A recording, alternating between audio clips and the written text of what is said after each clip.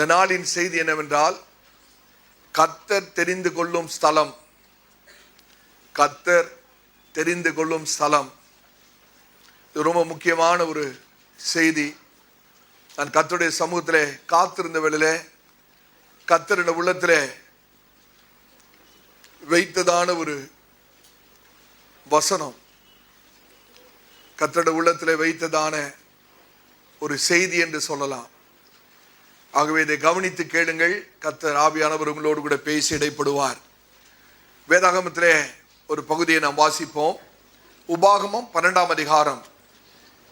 உபாகமம் 12ஆம் அதிகாரம் 5-7 வரைக்கும் வாசிக்க கேட்போம். உங்களுடைய பரிசுத்த வேதாகமத்தை திருப்பி இந்த வசனங்களை வாசிக்கும் போதே உங்களுடைய வேதாகமத்தில் நீங்கள் கவனித்து பாருங்கள்.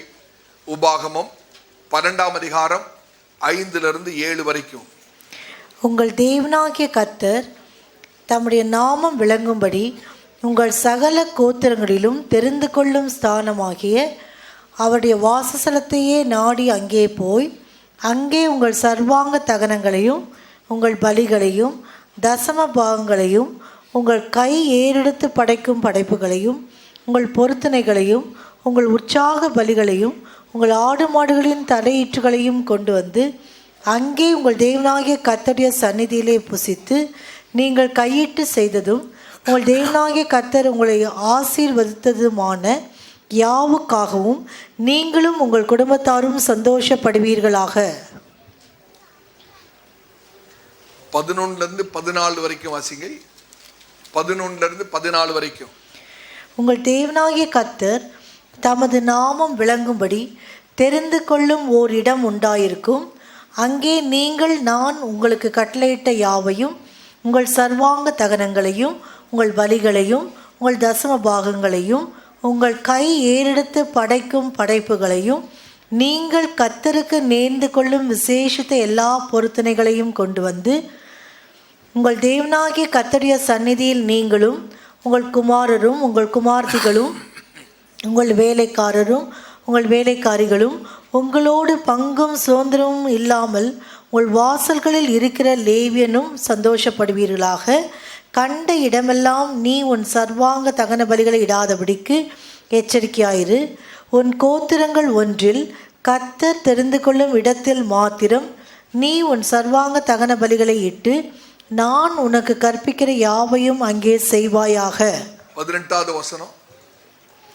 உன் தேவனாகிய கர்த்தர் தெரிந்து கொள்ளும் ஸ்தானத்தில் நீயும் உன் குமாரனும் உன் குமார்த்தியும் உன் வேலைக்காரனும் உன் வேலைக்காரியும் உன் வாசல்களில் இருக்கிற லேவியனும் உன் தேவனாகிய கர்த்தருடைய சந்நிதியில் அதை புசித்து நீ கையிட்டு செய்யும் எல்லா காரியத்திலும் உன் தேவனாகிய கர்த்தருடைய சந்நிதியில் சந்தோஷப்படுவாயாக.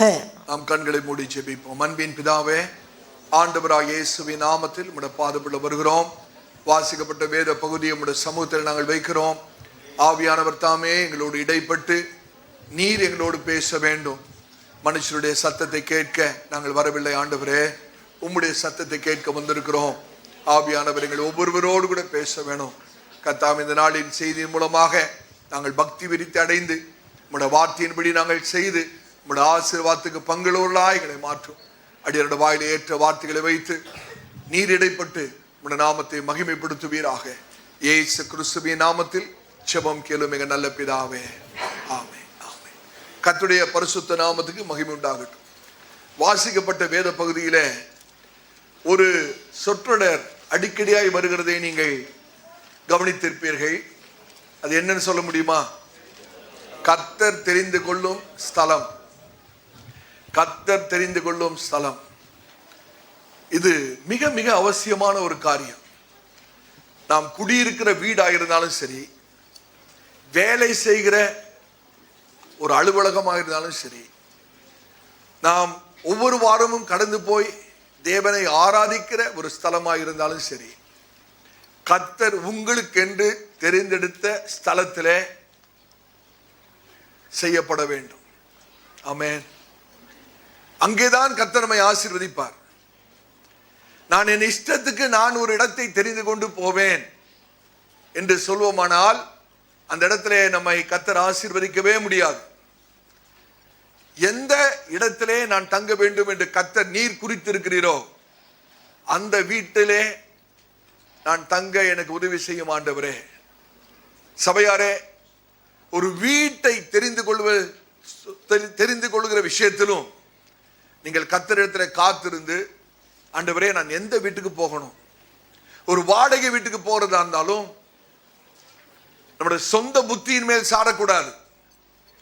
இதற்காக ஜெபிக்க வேண்டும், ஆண்டுடைய வழி நடத்தலை நாட வேண்டும். ஆண்டவரே, எந்த இடத்தை நீர் எங்களுக்கு குறித்து வைத்திருக்கிறீர், எந்த வீட்டை நீர் எங்களுக்காக வைத்து அந்த வீட்டை காண்பியும் ஆண்டவரே என்று சொல்லி நீங்கள் அந்த வீட்டிலே போய் குடியிருப்பீர்கள் என்றால் அந்த வீடு உங்களுக்கு ஆசீர்வாதமாக இருக்கும். எனக்கு நல்ல ஞாபகம் இருக்கிறது, அநேக ஆண்டுகளுக்கு முன்பே நம்முடைய அருமையான தலைமை போதகர் தகப்பனார் பாஸ்டர் சுந்தரம் அவர்கள் நாட்களிலே ஒரு விசுவாசி தன்னுடைய வீட்டை மாற்றிவிட்டு பாஸ்டர் இடத்துல வந்து, பாஸ்டர் நான் புது ஒரு வீட்டை மாற்றி இருக்கிறேன், நீங்கள் வந்து எங்களுடைய வீட்டில் ஜெபிக்க வேண்டும் என்று கேட்டுக்கொண்டாராம். பாஸ்டர் சுந்தரம் அவர்களும் ஒத்துக்கொண்டு அந்த வீட்டுக்கு ஜெபிக்க போயிருக்கிறார். ஒரு வீடு மாற்றி 2 நாள் தான் ஆகுது. பாஸ்டர் அழைத்திருக்கிறார்கள். பாஸ்டர் போய் உட்காந்துட்டு ஒரு 2 நிமிஷத்துல பாஸ்டர் சொன்னாங்களா, எவ்வளவு சீக்கிரம் அந்த வீட்டை காலி பண்ண முடியுமோ காலி பண்ணுங்க. அந்த வீட்டுக்கு வந்து எத்தனை நாள் ஆகுது? 2 நாள். பாஸ்டர் சொல்லியிருக்கிறார்கள், எவ்வளவு சீக்கிரம் அந்த வீட்டை காலி பண்ண முடியுமோ காலி பண்ணுங்க. இவருக்கு பெரிய அதிர்ச்சி ஆயிடுச்சான். எவ்வளோ கஷ்டப்பட்டு பாஸ்டர் இந்த வீட்டை நாங்கள் கண்டுபிடிச்சி இந்த இடத்துல வந்திருக்கிறோம், காலி பண்ண சொல்றீங்களே அப்படின்னு சொன்னதுக்கு பாஸ்டர் சொன்னாங்களா, ஆவியானவர் சொல்லுகிறதே நான் உங்களுக்கு சொல்லுகிறேன், உங்களுடைய விருப்பம் போல செய்யுங்கள் என்று சொல்லிவிட்டார். இவர் ஒரு தீர்மானம் பண்ணிட்டார், இந்த வீடு நமக்கு வசதியா இருக்கு, நல்லா இருக்கு, இப்பதான் வந்திருக்கிறோம், இப்ப போய் என்னத்துக்கு காலி பண்ணணும், இங்கே கொஞ்ச நாள் இருப்போம் அப்படின்னு சொல்லி குடும்பமா அவரும் மனைவி எல்லாம் தீர்மானம் பண்ணிட்டாங்க. பாச போய் 2 நாளைக்கு பிறகு பக்கத்து வீட்டுல இருந்து பிரச்சனை ஆரம்பித்தது. நாள் செல்ல செல்ல ஒரு வாரத்துக்குள்ள பிரச்சனை அதிகமாகி அந்த இடத்துல இருக்க முடியாத ஒரு சூழ்நிலை. ஒரே வாரத்துக்குள்ளே அக்கம் பக்கத்தில் இருக்கிற பிரச்சனை நிமித்தம் அந்த வீட்டில் சமாதானமாய் நிம்மதியாக இருக்க முடியாத சூழ்நிலையில அந்த சகோதரன் மறுபடியும் பாஸ்டர் இடத்துல வந்து, பாஸ்டர் நான் வீட்டை காலி பண்ணி விடுகிறேன் என்று சொல்லி 10 நாளுக்குள்ள இன்னொரு வீட்டுக்கு போனாராம். இதை எதற்காக சொல்கிறேன் என்றால், நாம் வீடு மாற்றுகிற விஷயமா இருந்தாலும் கர்த்தருடைய சமூகத்தில் அதை வைத்து ஜெபித்து கர்த்தருடைய வழிநடத்தின்படி செய்வோமானால் அந்த வீடு நமக்கு ஆசீர்வாதமா இருக்கும். ஆமென்.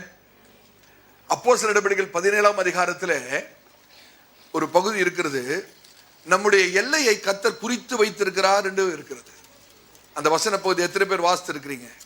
17ஆம் அதிகாரத்திலே, அப்போஸ்தலர் நடபடிகள் 17ஆம் அதிகாரத்தில் அந்த வசனத்தை வாசிங்க.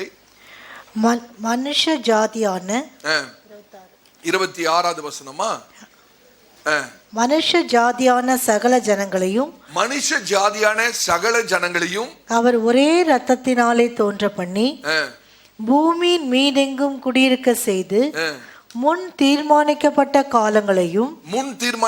காலங்களையும் அவர்கள் குடியிருப்பின் எல்லைகளையும் குறித்திருக்கிறார். ஆமென். எத்தனை பேர் விசுவாசிக்கிறீங்க? நம்ம குடியிருப்பு ஸ்தலத்தை கர்த்தர் குறித்திருக்கிறார். நீங்கள் ஒருவேளை ஒரு சொந்த வீடு வாங்க வேண்டியதாக இருந்தாலும் நம்முடைய சொந்த சுய புத்தியின் மேல் சார்ந்து காரியங்களை செய்யாதபடிக்கு ஆண்டவருடைய சமூகத்திலே அதை வைத்து, ஆண்டவரே நான் எந்த இடத்திலே எந்த வீட்டை வாங்க வேண்டும், நீர் என்னை நடத்தும் என்று சொல்லி ஆண்டவருடைய சமூகத்தில் வைத்து காரியங்களை செய்வோமானால் கர்த்தர் சரியான ஒரு இடத்துக்கு நம்மை அனுப்புவார். ஆமென். கர்த்தர் தெரிந்து கொள்ளும் ஸ்தலம் மிக மிக அவசியம். அதே போல வாலிப பிள்ளைகள், நீங்கள் ஒரு வேலை ஸ்தானத்தில் போய் சேர்ந்து வேலை செய்ய வேண்டுமானால் நீங்கள் ஜெபிக்க வேணும். ஆண்டவரே எந்த இடத்துல நான் போய் வேலை செய்ய வேண்டும், எந்த இடத்தை எனக்கு ஆயத்தப்படுத்தி வைத்திருக்கிறீர் என்று சொல்லி கர்த்தருடைய சமூகத்திலே காத்திருந்து நீங்கள் அந்த வேலை ஸ்தலத்தில் போய் வேலை செய்வீர்கள் என்றால் கர்த்தர் அந்த இடத்துல உங்களை ஆசீர்வதித்து உயர்த்துவார். அதே போலதான் சபை ஐக்கியம் கூட. ஏதோ வீட்டுக்கு பக்கத்துல ஒரு சபை இருக்கு, நான் போறேன், இல்லை இல்லை இல்லை, இந்த பாஸ்டர் எனக்கு ரொம்ப தெரிஞ்சவர் ஆனால அந்த சபைக்கு போகிறேன், இல்லை, என்னோட சொந்தக்காரங்களாம் இந்த சபைக்கு போறாங்க அதனால நான் அந்த சபைக்கு போகிறேன், தவறு. சபையை தெரிந்து கொள்கிற விஷயத்திலும் சொந்த புத்தியின் மேல் நாம் சார்ந்து விடாதபடி கர்த்தருடைய சமூகத்திலே குடும்பமாய் காத்திருந்து, ஆண்டவரே நான் ஆவிக்குரிய வாழ்க்கையிலே நாங்கள் வளர விரும்புகிறோம், எந்த ஆராதனை ஸ்தலம், எந்த ஆலயத்தை கர்த்தர் எங்களுக்காக வைத்திருக்கிறீர் என்பதை கர்த்தரிடத்திலே கேட்டு கர்த்தர் தெரிந்து கொள்கிற ஸ்தலத்திலே நாம் ஐக்கியம் கொண்டு கர்த்தரை அந்த இடத்துல ஆராதிப்போமானால் அந்த சபை நமக்கு மிக மிக ஆசீர்வாதமாக இருக்கும். நீங்கள் உபாகம புஸ்தகத்தை கவனமாய் வாசிப்பில் என்றால் கர்த்தர் தெரிந்து கொள்ளும் ஸ்தலம், கர்த்தர் தெரிந்து கொள்ளும் ஸ்தலம் என்று சொல்லி 20 விசை வருகிறது. யோசித்து பாருங்கள், ஒரே புஸ்தகத்தில் கர்த்தர் தெரிந்து கொள்ளும் ஸ்தலம் என்ற வாக்கியம் 20 விசை உபாகம் புஸ்தகத்தில் மாத்திரம் வருகிறது. எதற்காக சொல்கிறேன் என்றால், அப்ப கர்த்தர் தெரிந்து கொள்கிற ஸ்தலம் எவ்வளவு முக்கியம் என்பதை நாம் விளங்கிக் கொள்ள வேண்டும். கர்த்தர் குறிப்பிட்ட இடத்தை குறித்து மிக மிக கவனமுள்ளவராய் இருக்கிறார். என்னுடைய மகன், என்னுடைய மகள் இங்கேதான் இருக்க வேண்டும், இந்த ஸ்தலத்துல தான் இருக்க வேண்டும் என்று சொல்லி கர்த்தர் எந்த இடத்தை குறித்து வைத்திருக்கிறாரோ அங்கேதான் நாம் ஆசீர்வதிக்கப்பட முடியும். எத்தனை பேர் விசுவாசிக்கிறோம்? கர்த்தருடைய பரிசுத்த நாமத்துக்கு ஸ்தோத்திரம். யோசித்து பாருங்கள், தேவனாகிய கர்த்தர் மோசே சீனாய் மலையிலே மோசேக்கு அந்த ஆசரிப்பு கூடாரத்தின் மாதிரியை காண்பித்த போது, ஆசரிப்பின் கூடாரத்தின் மாதிரியை மாத்திரம் மோசேக்கு ஆண்டவர் காண்பிக்கவில்லை. அந்த ஆசரிப்பு கூடாரத்தை முடித்த பிறகு இஸ்ரவேல் கோத்திரத்தார் எங்கே குடியிருக்க வேண்டும் என்பதையும் மோசேக்கு காண்பித்திருந்தார். எத்தனை பேருக்கு அது தெரியும்? உங்களுக்கு ஆசரிப்பு கூடாரத்தின் மாதிரி மாத்திரம் அல்ல, அந்த இஸ்ரவேல் கோத்திரம் 12 கோத்திரங்களும் எந்தெந்த பகுதியிலே, எந்தெந்த இடத்திலே, எந்தெந்த திசையிலே அவர்கள் அந்த ஆசரிப்பு கூடாரத்தை சுற்றிலும் அவர்கள் குடியிருக்க வேண்டும், அவருடைய குடியிருப்பு அமைப்பை கர்த்தரே தீர்மானித்து, இந்த ரூபன் கோத்திரம் இங்க இருக்கணும், யூதா கோத்திரம் இங்க இருக்கணும், லேவியர் கோத்திரம் இங்க இருக்கணும் என்று சொல்லி ஆசரிப்பு கூடாரத்தை சுற்றி அவருடைய குடியிருப்பு ஸ்தலத்தை கர்த்தரே தீர்மானித்தார். நீங்கள் அந்த இஸ்ரவேல் கோத்திரத்தாருடைய குடியிருப்பு அமைப்பை நீங்கள் வேதாகமத்திலே பார்க்க முடியுமானால் ஒரு சத்தியம் நமக்கு விளங்கும். அவர்கள் குடியிருப்பு அமைப்பை கர்த்தர் எப்படி ஏற்படுத்தினார்னா ஒரு சிலுவையை போல இருக்கும். எத்தனை பேர் அதை பார்த்துருக்கிறீங்க? பார்த்ததில்லை. நீங்க அந்த வேதாகமத்தை வாசித்து பாருங்கள். வேதாகமத்தை வாசித்துட்டு ஆசரிப்பு கூடாரத்தை ஒரு ஸ்கொயரா நீங்க வரைஞ்சிட்டு, ஒரு பேப்பர்ல வரைஞ்சிட்டு, கர்த்தர் சொன்ன அந்த குடியிருப்பு அமைப்பை நீங்கள் கொஞ்சம் போட்டு பாருங்க. லேவியர் கோத்திரம் எங்க இருக்கணும், யூதா கோத்திரம் எங்க இருக்கணும், ரூபன் கோத்திரம் எங்க இருக்கணும் சொல்லி ஒரு காகிதத்திலே நீங்கள் போட்டு பார்ப்பீர்கள், சரியாக ஒரு சிலுவை வரும். அந்த குடியிருப்பு அமைப்பு எப்படி இருக்குன்னு கேட்டீங்கன்னா ஒரு சிலுவை. என்னால இன்னைக்கு அந்த படத்தை கொண்டு வர முடியவில்லை. கர்த்தருக்கு சித்தமானால் இன்னொரு நாள் உங்களுக்கு அந்த படமாக நான் காண்பிக்க விரும்புகிறேன். நீங்களே அதை பண்ணி பார்க்கலாம். கரெக்டா ஒரு சிலுவை வரும். அந்த ஆசரிப்பு கூடாரத்தை சுற்றிலும் இந்த இஸ்ரவேல் கோத்திரத்தார் குடியிருப்பு அமைப்பு ஒரு சிலுவையாக இருக்கும். யோசித்து பாருங்க, பழைய ஏற்பாட்டிலேயே அவருடைய குடியிருக்கிற அந்த அமைப்பிலேயே புதிய ஏற்பாட்டு செய்தியை ஆண்டவர் வைத்திருந்தார். சிலுவையை குறித்து அங்கேயே கர்த்தர் தீர்மானித்திருந்தார். கர்த்தருடைய பரிசுத்த நாமத்துக்கு மகிமை உண்டாகட்டும். இன்னும் சொல்ல வேண்டுமானால், நான் சொல்லுகிற சிலருக்கு பிடிக்காது, ஆனால் இதுதான் சத்தியம்.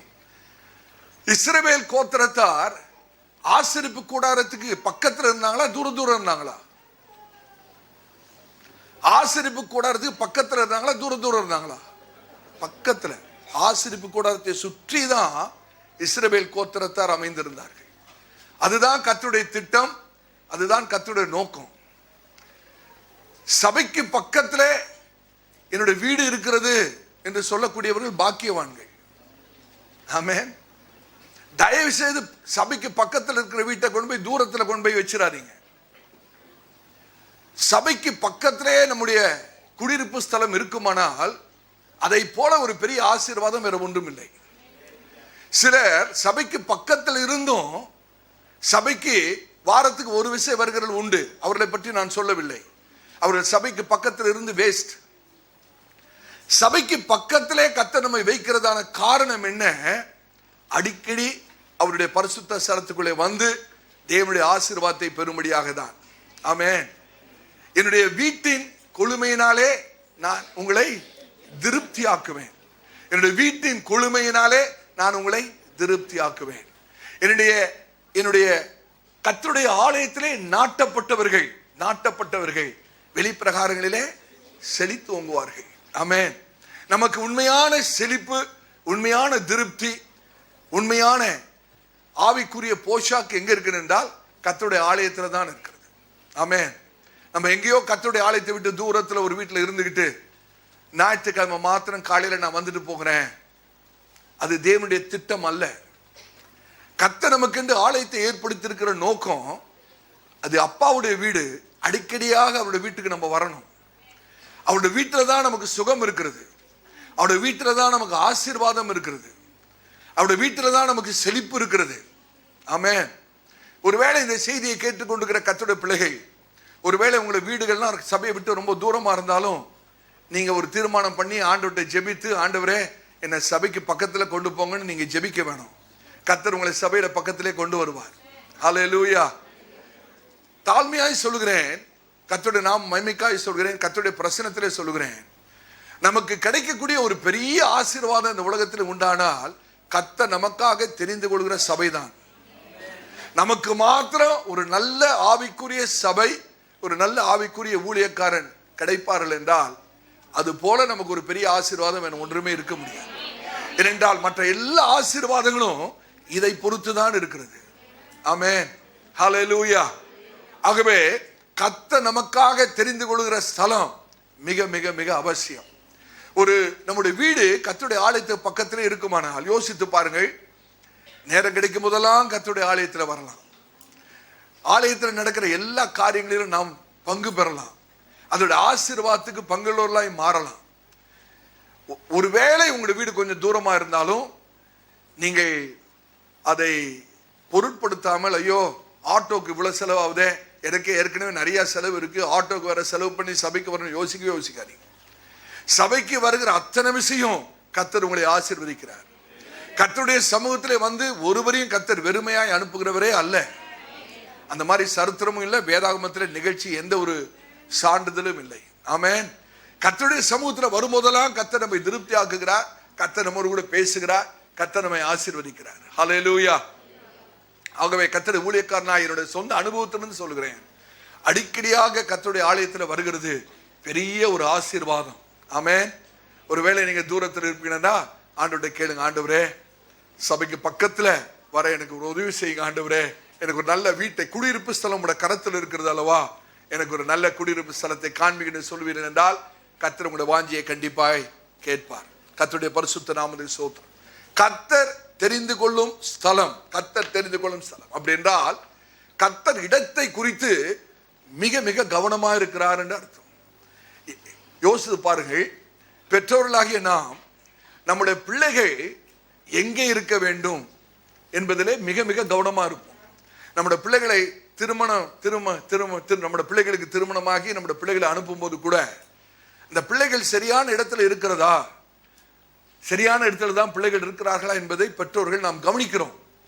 அதே போல நம்முடைய தேவன், நம்முடைய தகப்பன், பரலோக தகப்பனும் நம்ம எல்லாரும் அவருடைய பிள்ளைகள் நாம் எங்கே இருக்க வேணும், எந்த இடத்துல தங்க வேண்டும், எந்த இடத்துல வேலை செய்ய வேண்டும், எந்த இடத்துல கர்த்தரை நாம் ஆராதிக்க வேணும், எந்த இடத்துல நாம் ஐக்கியம் கொள்ள வேண்டும் என்ற காரியங்களிலே கர்த்தர் மிக மிக கவனமாக இருக்கிறார் என்று சொல்ல விரும்புகிறேன். ஹல்லேலூயா. இந்த ஒரு சத்தியத்தை ஆதியாகமத்திலிருந்து வெளிப்படுத்தின விசேஷம் வரைக்கும் இந்த சத்தியத்தை உங்களால் பார்க்க முடியும். உதாரணத்துக்கு சொல்கிறேன், கர்த்தருடைய பெரிதான கிருபையினாலே பெரம்பூர்ல இந்த பகுதியிலே கர்த்தர் இந்த சபையை கர்த்தர் கட்டி வைத்திருக்கிறார். கர்த்தர் கட்டி இருக்கிறார். யோசிச்சு பாருங்க, இந்த கட்டடத்தை யோசிச்சு பாருங்க. இது ஒரு சாதாரணமான ஒரு கட்டடம், ரொம்ப சிறப்பாக ஆடம்பரமாக ஒன்றுமே கிடையாது, ஒரு சாதாரணமான ஒரு இடம். இந்த கட்டடமும் ஒரு சாதாரணமான ஒரு கட்டடம் தான்.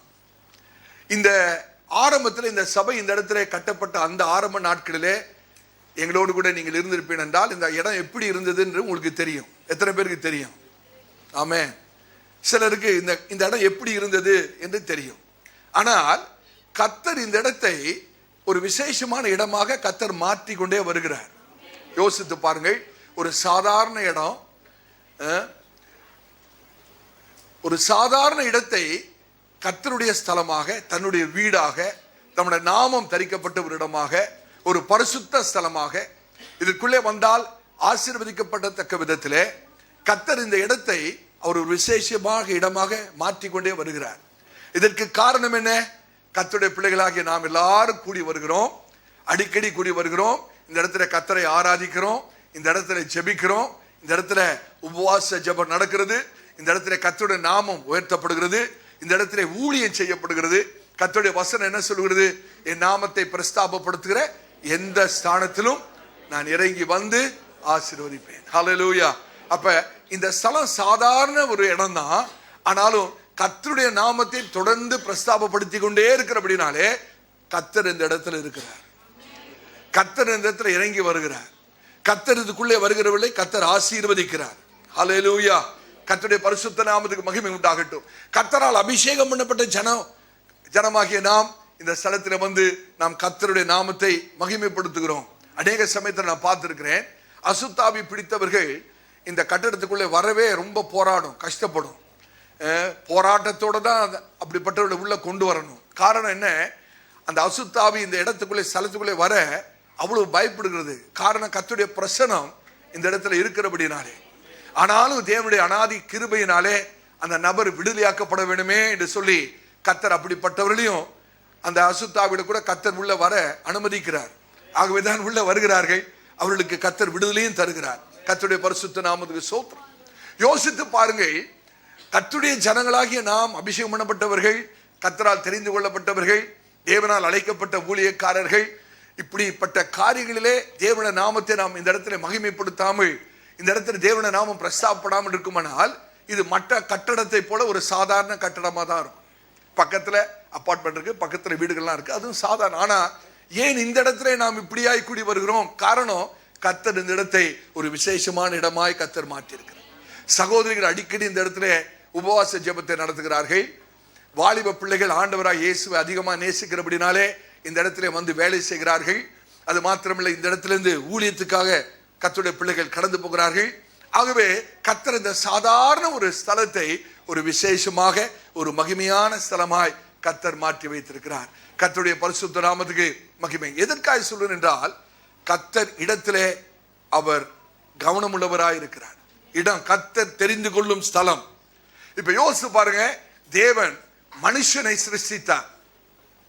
மனுஷனை சிருஷ்டிப்பதற்கு முன்பாகவே மனுஷன் எந்த இடத்துல தங்க வேண்டும் என்ற ஒரு இடத்தையும் கர்த்தரே ஏற்படுத்தி கொடுத்தார். ஆமென். மனுஷனை சிருஷ்டிப்பதற்கு முன்பாகவே மனுஷன் எந்த இடத்துல வாழ வேண்டும், எந்த இடத்துல தங்கி இருக்க வேண்டும் என்று சொல்லி அவனுக்கென்று ஒரு வாசஸ்தலம், ஒரு தங்குற இடத்தையும் கர்த்தர் ஏற்கனவே குறித்து வைத்தார். அதை தான் நாம் ஏதேன் தோட்டம் என்று சொல்லுகிறோம். கர்த்தர் அந்த இடத்துக்கு எவ்வளவு முக்கியத்துவம் கொடுத்திருக்கிறார் பாருங்க. அந்த இடத்துல எல்லா விதமான விருட்சங்களையும் கர்த்தர் உண்டாக்கி, அந்த இடத்துல பெரிய 4 நதிகள் ஓடத்தக்கதாக கர்த்தர் அந்த இடத்துல அதை ஆசீர்வதித்து ஏற்படுத்தி அந்த இடத்துல மனுஷனை உண்டாக்கி, மனுஷனுக்கு கர்த்தர் பொறுப்பை கொடுக்கிறார். அந்த பொறுப்புகள் என்ன? 2 விதமான பொறுப்புகள்.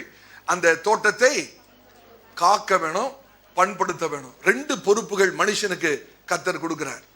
அந்த தோட்டத்தை அவர்கள் காக்க வேணும், பண்படுத்த. They should keep the garden and dress the garden. யோசிச்சு பாருங்க, அந்த இடத்துக்கு ஆண்டவர் எவ்வளவு முக்கியத்துவம் கொடுக்கிறார் பாருங்க. ஆதாமிடத்தில் சொல்றாரு, நீ இடத்தை பத்திரமாய் பாதுகாக்க வேணும், இந்த இடத்தை நீ பண்படுத்த வேணும், பராமரிக்க வேண்டும். அருமையான சபையாரே, இன்றைக்கு கர்த்தர் சபையை பராமரிக்கும்படியாக, காக்கும்படியாக இன்னைக்கு முழு நேர ஊழியக்காரர்களை கர்த்தர் ஏற்படுத்தி இருக்கிறார். கர்த்தர் இந்த ஸ்தலத்தை குறித்து அதிக கவனமுள்ளவராய் இருக்கிறார். ஆமென். ஆகவே இந்த இடம் காக்கப்பட வேணும். கர்த்தருடைய ஸ்தலம், இது கர்த்தருடைய வீடு. இந்த இடம் காக்கப்பட வேணும். அது மாத்திரமல்ல, பராமரிக்கப்பட வேணும். ஏனென்றால் கர்த்தருடைய நாமம் இந்த இடத்திலே தரிக்கப்பட்டிருக்கிறது. ஆகவேதான் இந்த இடத்தை நாம் சுத்தமாக வைக்க வேணும், பரிசுத்தமாக வைக்கணும், சுத்தமாகவும் வைக்கணும். ஆமென். ஹல்லேலூயா. இந்த இடத்தை பரிசுத்தமாகவும் வைக்கணும், சுத்தமாக வைக்கணும். அப்படி என்றால் என்ன? பெற்றோர்கள் பிள்ளைகளுக்கு எந்த தின்பண்டத்தையும் கொடுத்து உள்ள கொண்டு வரக்கூடாது. ஆமென். சில சமயத்தில் ரொம்ப துக்கமா இருக்கும் எனக்கு. ஆலயெல்லாம் முடிஞ்சு நீங்க எல்லாம் போயிட்ட பிறகு கடைசியா எல்லாருக்கும் ஜோம் பண்ணிட்டு அந்த இடத்த விட்டு போகும்போது சபை அவ்வளவு அசுத்தமா இருக்கும். லேஸ் சாப்பிட்டு அந்த பாக்கெட்டு, அப்புறம் பேப்பரு, அந்த பிள்ளைகள் சாப்பிட்ட பிஸ்கட் துண்டுகள், எவ்வளவு வேதனை தெரியுமா? யோசிச்சு பாருங்க. உங்க வீட்டில் இந்த மாதிரி பிள்ளைகளை அசுத்தம் பண்ணி பேசாம விட்டுட்டு போயிருவீங்களா? உங்க வீட்டில் அப்படி விட்டுட்டு போயிருவீங்களான்னு கேட்கிறேன். உங்க வீடு அசுத்தம் ஆயிடுச்சு, தாய்மார்கள் அப்படியே விட்டுட்டு பேசாம போயிருவீங்களா? உடனே சுத்தப்படுத்துறீங்கல்ல. ஆனா கர்த்தருடைய வீட்டை நம்ம எவ்வளவு அலட்சியப்படுத்துறோம் என்று பாருங்க. நாங்க எப்படி வளர்க்கப்பட்டோம்னா, எங்களுடைய ஆராதனை நாங்க வெள்ளூர்ல சியோன் பெந்தகோஸ்து சபையிலே நான் வளர்க்கப்பட்டேன். எங்களுடைய ஆராதனை காலையில் 8:30 மணிக்கு ஆரம்பிக்கும். பாஸ்டர் எத்தனை மணிக்கு முடிப்பார் தெரியுமா? 2:30 மணிக்கு 3 மணிக்கு தான் முடிப்பார். பாஸ்டர் நல்ல ஆரோன் அவர்கள் எத்தனை மணிக்கு ஆராதனை? காலையில் 8:30 மணிக்கு. ஆராதனை எத்தனை? எங்க அக்கா இங்க இருக்கா, அங்க கேளுங்க. அவர் முடிக்கிறதுக்கு 2 மணி 2:30 மணி அவர் பாட்டுக்கு பேசிக்கிட்டே இருப்பார். ஆனால் சபைக்குள்ள எங்க பெற்றோர்கள் சாப்பிட ஒண்ணுமே கொடுக்க மாட்டாங்க, ஒன்றுமே கொடுக்க மாட்டார்கள். அப்படிப்பட்ட ஒரு பயபக்தியிலே வளர்க்கப்பட்டோம். அது கர்த்தரை நாம் கனப்படுத்துகிற விடலே கர்த்தர் நம்மை கனப்படுத்துவார். கர்த்தருடைய பரிசுத்த நாமத்துக்கு ஸ்தோத்திரம். எவ்வளவு துக்கமான காரியம்! பெற்றோர்கள் நீ பிள்ளைகளுக்கு சபைக்குள்ள சாப்பாட்டை கொடுத்து சபையை அசுத்தப்படுத்தி. யோசிச்சு பாருங்க. அந்த செவுர்ல பாருங்க, ஒரு பிள்ளை பெரிய ஒரு ரவுண்டு போட்டு வச்சிருக்கு. அந்த பக்கத்துல செவுர்ல தெரியுதா? பெற்றோர்கள் எதையாவது பிள்ளைகளுக்கு கையில கிரையானை கொடுத்து கலர் பென்சிலை கொடுத்து சபைக்கு கூட்டி கொண்டே வரவே கூடாது. யோசிச்சு பாருங்க. உங்க வீட்டை புதுசா பெயிண்ட் பண்ணி வச்சிருக்கிறீங்க, உங்க பிள்ளை போய் ஒரு பெரிய முட்டை போடுது, உங்களுக்கு சந்தோஷமா இருக்குமா? சந்தோஷமா இருக்குமா? நீங்க பிள்ளைய அடிப்பீங்க. ஏன்? உங்களோட வீடு அழுக்காகுது. ஆனா அதே இது சபையில பண்ணா ஒரு பிரச்சனை கிடையாது, ஒரு பிரச்சனை கிடையாது. அந்த பிள்ளை யாரு, அந்த பிள்ளை என்ன, எந்த பிள்ளை பண்ணுச்சுன்னு எனக்கு தெரியாது. ஆனால் நான் துக்கத்தோடு பேசுகிறேன். காரணம் என்னவென்றால், கர்த்தருடைய ஆலயத்தை அசட்டை பண்ணி விடுகிறோம். அதுக்கு கொடுக்க வேண்டிய முக்கியத்துவத்தை நாம் தருகிறதில்லை. ஆனால் கர்த்தர் ஸ்தலத்தை அவர் தெரிந்து கொள்வது மாத்திரமல்ல, அவர் தெரிந்து கொள்கிற ஸ்தலத்தை குறித்து ரொம்ப எச்சரிக்கையா இருக்கிறார். ஆமென். கர்த்தருடைய பரிசுத்த நாமத்துக்கு ஸ்தோத்திரம். அப்ப ஆதாம் ஏவாளுக்கு கர்த்தர் 2 பொறுப்பை கொடுத்தார். அதை அவர்கள் காக்க வேணும், பண்படுத்த வேணும். ஆனால் அவர்கள் தவறி போனார்கள். அவர்கள் கீழ்ப்படியாமையினாலே, அவர்கள் தேவனுக்கு விரோதமாய் பாவம் செய்தபடினாலே அந்த ஏதேன் தோட்டத்தை அவர்கள் இழந்து போனார்கள். யோசித்து பாருங்கள், எவ்வளவு மகிமையான இடம், ஆசீர்வாதமான இடம், ஒரு பாக்கியமான இடம். அவர்கள் அதை பாதுகாக்கவும் பண்படுத்தவும் தவறினதினாலே அவர்கள் அந்த ஆசீர்வாதமான ஸ்தலத்தை அவர்கள் இழந்து போனார்கள். சிந்தித்து பார்க்க வேணும். அந்த இடம் தொடர்ந்து அசுத்தப்படக்கூடாது என்று சொல்லி ஆண்டவர் என்ன பண்ணுகிறார் என்றால், ஆதாம் ஏவாளை அந்த ஏதேன் தோட்டத்தை விட்டு வெளியே துரத்துகிறார்.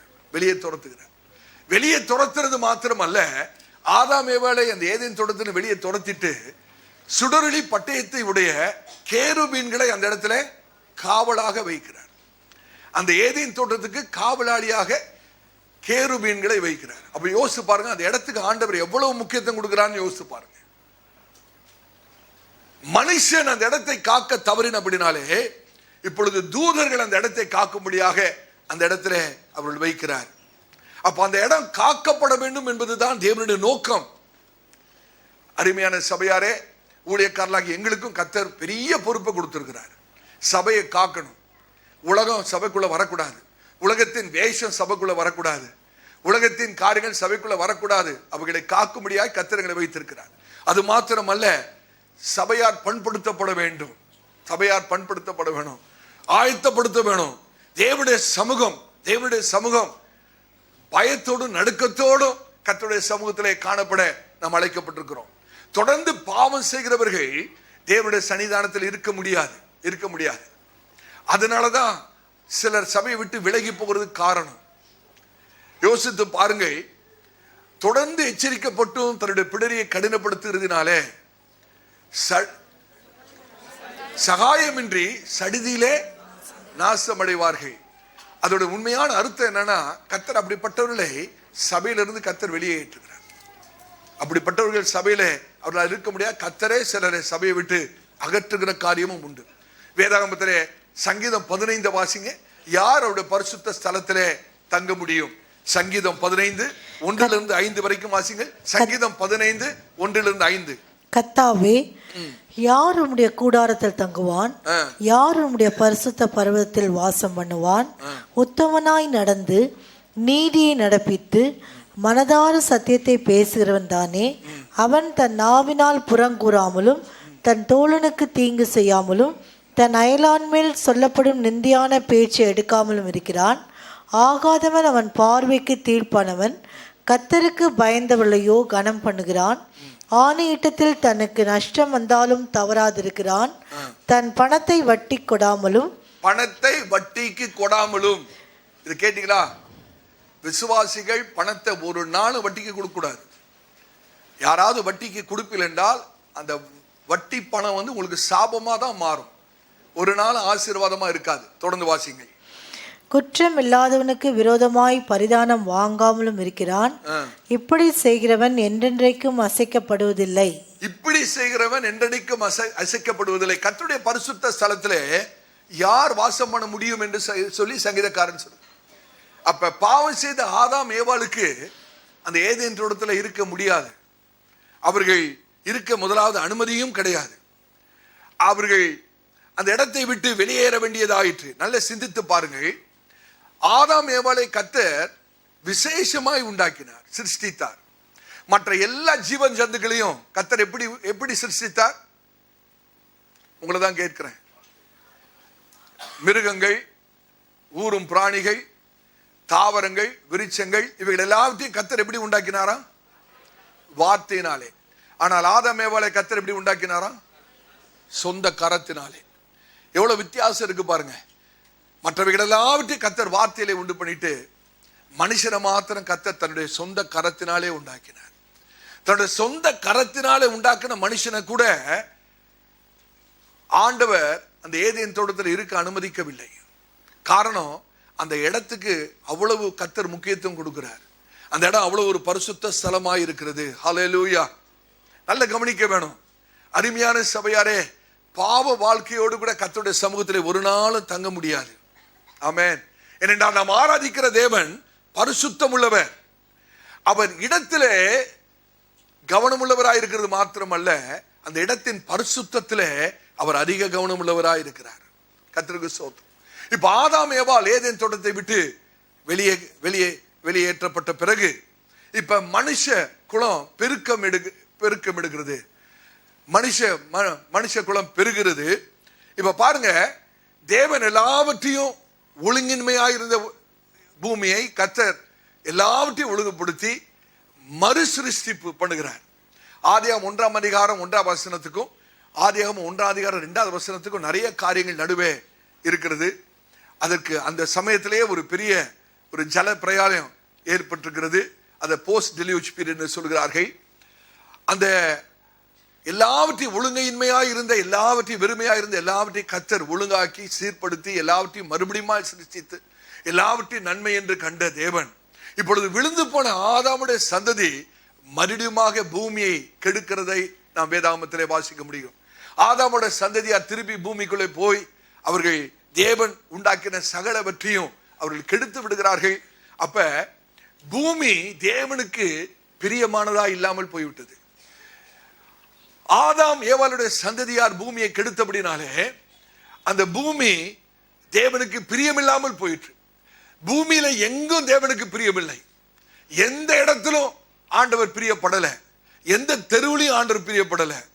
எந்த மலையிலும் கர்த்தர் பிரியப்படல. எந்த நதியிலும் கர்த்தர் பிரியப்படல. தேவனுடைய உள்ளம் துக்கமாகி விட்டது. ஆகவே நமக்கு சரித்திரத்தில் தெரியும், கர்த்தர் ஒரு பெரிய ஒரு ஃப்ளட், ஒரு ஜல பிரயாணத்தை கர்த்தர் வர பண்ணி எல்லாவற்றையும் கர்த்தர் அழித்து விடுகிறார். கர்த்தர் எல்லாவற்றையும் அழித்து விடுகிறார். யோசித்து பாருங்கள், பூமி கெட்டதுக்கு காரணம் என்ன தெரியுமா? மனுஷன் தான். அவன் அந்த சர்ப்பமாகிய பிசாசுக்கு இடம் கொடுத்தபடினாலே மனுஷனை கொண்டு யோசித்து பாருங்கள், எந்த மனுஷனை கர்த்தருடைய கரத்தினாலே சிருஷ்டித்தாரோ அதே மனுஷனை வைத்துதான் கர்த்தர் சிருஷ்டித்த பூமியை பிசாசு நாசமாக்கினார். சிந்தித்து பார்க்க முடியுதா? யோசித்து பாருங்கள், யோசித்து பாருங்கள். ஆண்டவராக இயேசுவை காட்டி கொடுக்க ஒரு ரோம சேவகரை பயன்படுத்தல. ஆண்டவராக இயேசுவை காட்டி கொடுக்கிறதுக்கு ஒரு புறஜாதியை பயன்படுத்தல. ஆண்டவராகிய இயேசுடைய சீசனை தான் பிசாசு பயன்படுது. ஆகவேதான் கர்த்தருடைய பிள்ளைகளாக இருக்கிற நாம் அதிக ஜாக்கிரதையா இருக்கணும். அதிக ஜாக்கிரதையா இருக்கணும். பிசாசு இன்னைக்கு அவிசுவாசிகள் மேல கண்ணை வைக்கிறதே கிடையாது. பிசாசோட கண்ணெல்லாம் இன்னைக்கு கர்த்தருடைய பிள்ளை விசுவாசிகள் ஊழியக்காரர்கள் மேலதான் இருக்கிறது. ஆகவே நாம் தான் அதிக ஜாக்கிரதையா இருக்க வேணும். இப்ப பாருங்க, ஆண்டவர் அந்த ஜல பிரளயத்தை அனுப்பி கர்த்தர் முழு உலகத்தையுமே கர்த்தர் அவர் அழித்து விடுகிறார். யோசித்து பாருங்கள், பயங்கரமான ஒரு ஜல பிரளயம். வானம் திறக்கப்படுகிறது, பூமி நீரூற்றுகள் எல்லாம் திறக்கப்பட்டு எல்லா சகலமும் அழிந்து விடுகிறது. சகலமும் அழிந்து விடுகிறது. ஆனால் அந்த இடத்திலே, அந்த சந்ததியிலே நோவா என்ற ஒரு மனுஷனுக்கு மாத்திரம் அவனுடைய இருதயத்திலே தேவனுக்கு இடம் இருந்தது. அவன் அந்த சந்ததியிலே நீதிமானாய் இருந்தபடினாலே, தேவனுடைய கண்களிலே அவன் கிருபை பெற்றவனாய் இருந்தபடினாலே நோவாவும் அவனுடைய குடும்பம் மாத்திரம் காக்கப்பட்டது. ஆமென். கர்த்தருடைய பரிசுத்தம். யோசித்து பாருங்கள், ஆண்டவருக்கு பூமியில இடமே இல்லாம போயிடுச்சு. ஆண்டவர் ஏதேன் தோட்டத்திலே மனுஷனோடு கூட ஐக்கியம் கொள்ளும்படியாக சிருஷ்டித்தார். மனுஷன் பாவம் செய்து ஏதேன் தோட்டத்தை இழந்து வெளியே வந்து விட்டான். இப்பொழுது பூமி மனுஷனாலே கெடுக்கப்படுகிறது. அந்த இடத்திலும் தேவனுக்கு பூமி பிரியமுள்ளதா இல்லை. ஆகவே அந்த பூமி அனைத்தையும் கர்த்தர் அழிக்க வேண்டியதா இருந்தது. இப்ப தேவனுக்கு ஒரே ஒரு இடம் தான் இருக்கிறது. அந்த நோவாவுடைய இருதயத்துல தான் இடம் இருந்தது. ஆமென். நோவாவுடைய இருதயத்துல மாத்திரம் இருந்த இடம் இருந்தபடினாலே கர்த்தர் அந்த குடும்பத்தை ரட்சிக்கும்படியாக கர்த்தர் நோவா இடத்திலே சொல்லி ஒரு பேழையை ஏற்படுத்துகிறார்கள். ஒரு பேழையை ஏற்படுத்துகிறார்கள். இப்பொழுது நோவா ஒரு பேழை ஆயத்தப்படுத்தி அவனுடைய குடும்பம் அந்த பேழைக்குள்ள இருக்கிறது. இப்ப அந்த பேழை தான் கர்த்தர் தங்குற வாசஸ்தலமாய் மாறிவிட்டது. யோசிச்சு பாருங்க, அண்ட சராசரங்களை படைத்த அந்த பரிசுத்த தெய்வத்துக்கு பூமியில இடம் இல்லை. இப்ப ஒரு சின்ன இடம் இருக்கு, அந்த பேழைக்குள்ளதான் அவருக்கு இடம் இருக்கிறது. அந்த பேழைக்குள்ள நோவாவின் குடும்பம் 8 அங்கத்தினர் அந்த பேழைக்குள்ள இருக்கிறார்கள். அங்கேதான் கர்த்தரை அவர்கள் ஆராதித்து இருப்பார்கள். அதுதான் ஒரு தேவ ஆலயமாக இருந்தது. அந்த பேழை தான் தேவனுக்கு பிரியமான ஒரு இடமாக இருந்தது. சிந்தித்து பாருங்கள், அந்த ஜல பிரளயம் உலகத்தையே அழிக்க முடிந்தது. ஆனால் எதை அழிக்க முடியல? பேழையை மாத்திரம் அழிக்க முடியவில்லை. கர்த்தருடைய பரிசுத்த நாமத்துக்கு ஸ்தோத்திரம். அந்த நோவா உண்டாக்கின அந்த பேழை எதற்கு அடையாளமா இருக்கிறது என்றால் புதிய ஏற்பாட்டு சபைக்கு அடையாளமா இருக்கிறது. ஆமென். ஆண்டவராய் இயேசு சொன்னார், இந்த சபையை நான் கட்டுவேன், பாதாளத்தின் வாசல் இதை மேற்கொள்வதில்லை. கர்த்தருடைய பரிசுத்த நாமத்துக்கு ஸ்தோத்திரம். ஆண்டவர் அந்த பேழை அதிகமாய் நேசித்தார். ஏன்னா கர்த்தருக்கு பிரியமானவர்கள் அந்த பேழைக்குள்ள இருக்கிறார்கள். கர்த்தருடைய பரிசுத்த நாமத்துக்கு ஸ்தோத்திரம். யோசித்து பாருங்கள், அவ்வளவு ஜல பிரளயம் வந்து பூமியை அப்படியே அழித்து போட்ட போதிலும் அந்த பேழையை மாத்திரம் ஒன்றுமே செய்ய முடியவில்லை. இன்னைக்கு கர்த்தருடைய ஊழியக்காரனாய் சொல்கிறேன், நான் மாத்திரம் சபைக்குள்ளே தேவனுக்கு பிரியமானவர்களாய் காணப்படுவோம். ஆனால் ஹல்லேலூயா, எந்த ஒரு காரியமும் நம்மை அழிக்க முடியாது, நம்மை தொட முடியாது. கர்த்தருடைய பரிசுத்த நாமத்துக்கு ஸ்தோத்திரம். ஆமென். இப்ப ஆண்டவர் சொல்றாரு, நோவாவுக்கும் அவனுடைய குடும்பத்துக்கு மாத்திரம் அவருடைய இருதயத்திலே எனக்கு இடம் இருக்கிறது. ஆகவே நான் பேழையிலே தான் அசைவாட போகிறேன் என்று சொல்லி ஆண்டவர் அந்த பேழையிலே அசைவாடி கொண்டிருக்கிறார். யோசிச்சு பாருங்க, 150 நாட்கள் அந்த இடத்துல தேவன் அந்த பேழைக்குள்ளே அசைவாடுகிறார். இன்றைக்கும் அருமையான சபையாரே, கர்த்தருடைய ஊழியக்காரர் நல்ல கவனிங்க, இந்த பூமியில கர்த்தர் பிரியமா இல்லை. இன்னைக்கு இந்த பூமி பாவத்தினால் கரைப்பட்டிருக்கிறது. கர்த்தருக்கு பிரியமானதாக இந்த பூமி இல்லை. இந்த பூமி இன்னைக்கு யாரோட கரத்தில் இருக்கிறது? பிசாசுடைய கரத்தில் இருக்கிறது, பொல்லாங்கனுடைய கையில் இருக்கிறது. ஆண்டவர் இந்த பூமியை பார்க்கிறார். இந்த பூமியை பார்க்கிறார். ஒவ்வொரு தெருவிலையும் துன்மார்க்கம், ஒவ்வொரு வீடுகளிலும் துன்மார்க்கம். கர்த்தருக்கு எந்த இடமும் பிரியமா இல்லை. ஆனால் கர்த்தர் இன்றைக்கு உத்தமமாய் நடக்கிற ஜனங்களுடைய இருதயத்தை தேடி அவருடைய கண்கள் பூமி எங்கும் உலாவிக் கொண்டிருக்கிறது. கர்த்தருடைய பரிசுத்த நாமத்துக்கு மகிமை உண்டாகட்டும்.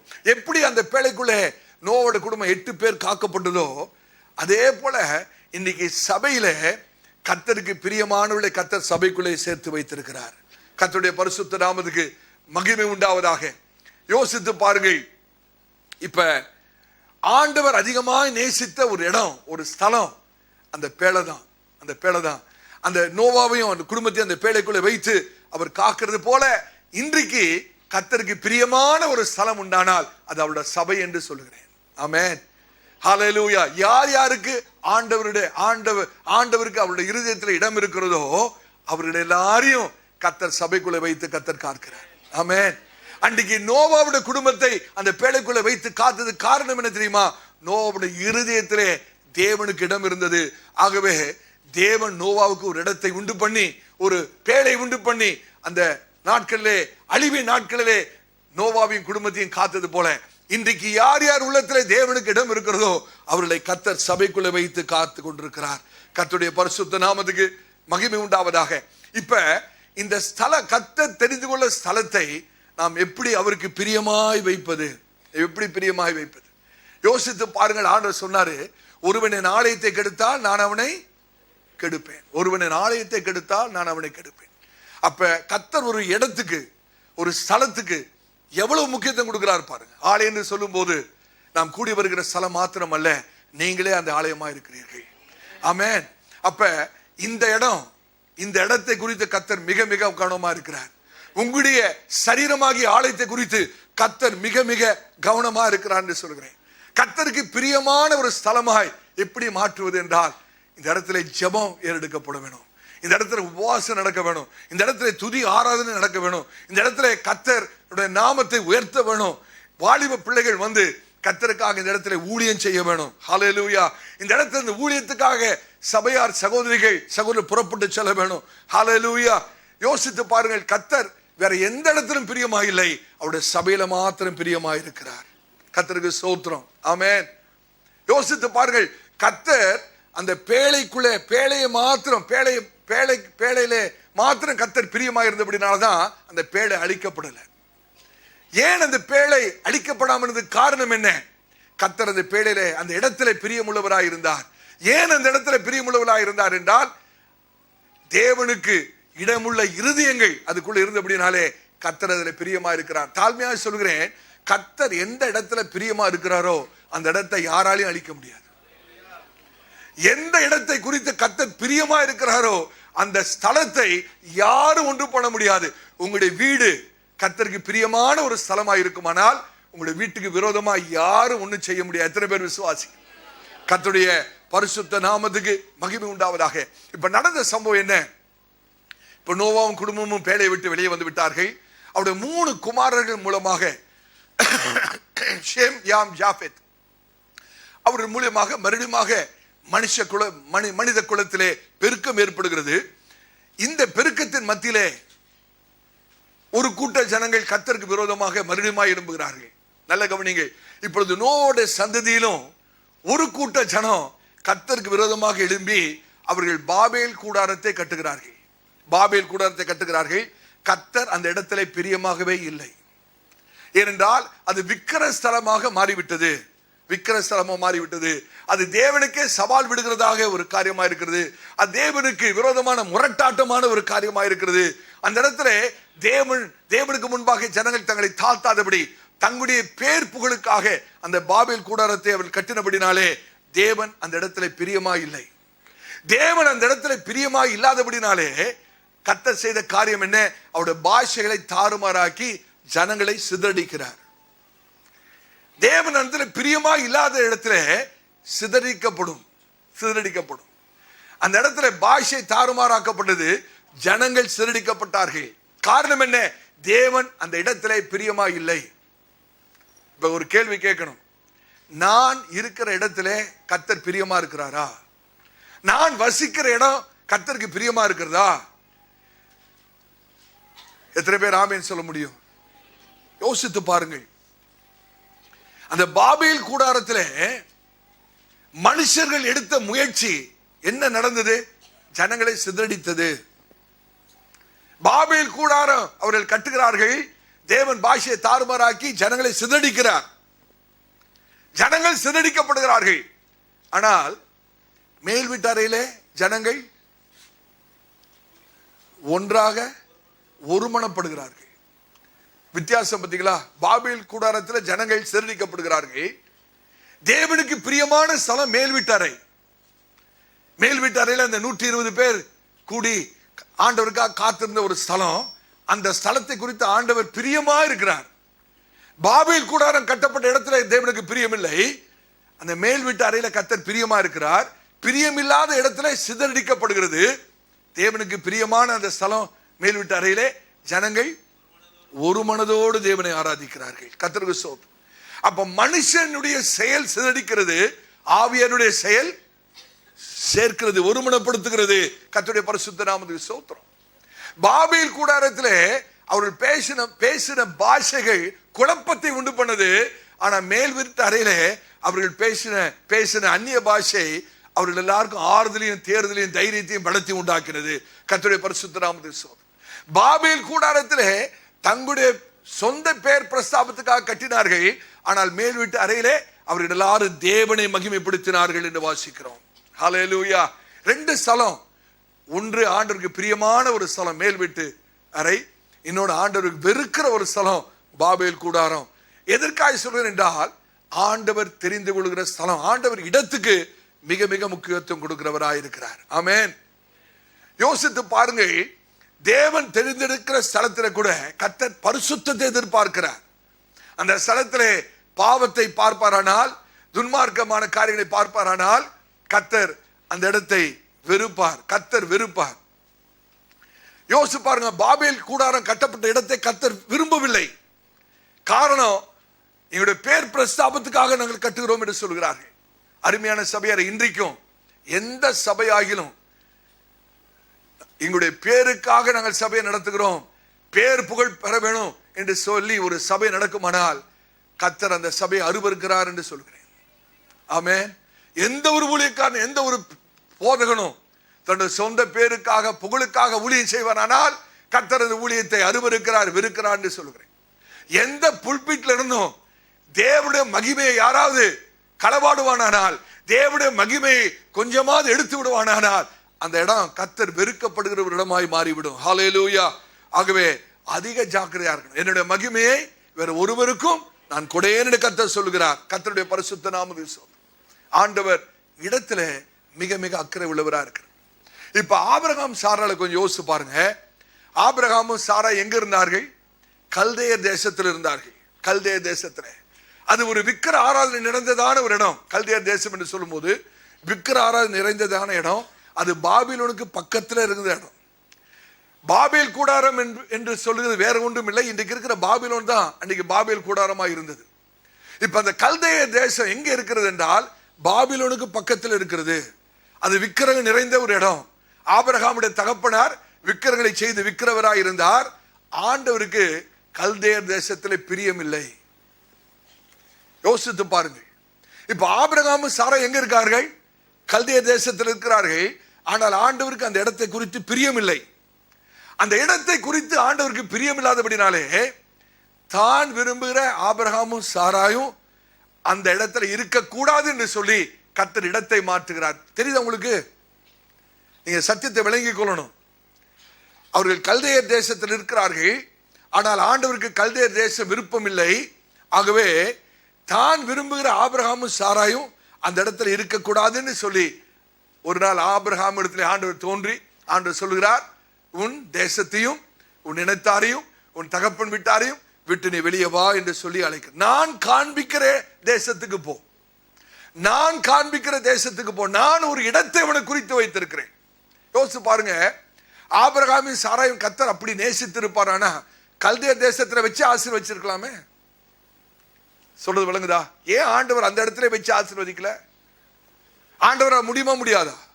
முடியும். ஆனாலும் ஆண்டவர் அப்படி செய்யல. ஆண்டவர் அந்த நான் விரும்பாத இடத்தை விட்டு நீ வெளியே வா, நான் சொல்லுகிற இடத்துல நீ தங்கு, நான் உன்னை ஆசீர்வதிப்பேன் என்று கர்த்தர் சொல்லுகிறார். ஆமென். அப்ப இந்த காலவெளியிலே கர்த்தர் நம்மோடு கூட பேசுகிற செய்தி என்ன?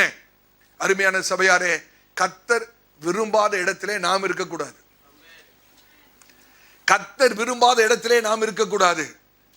கர்த்தர் விரும்புகிற இடத்திலே நாம் இருப்போமானால் கர்த்தர் நம்மை ஆசீர்வதிப்பார்.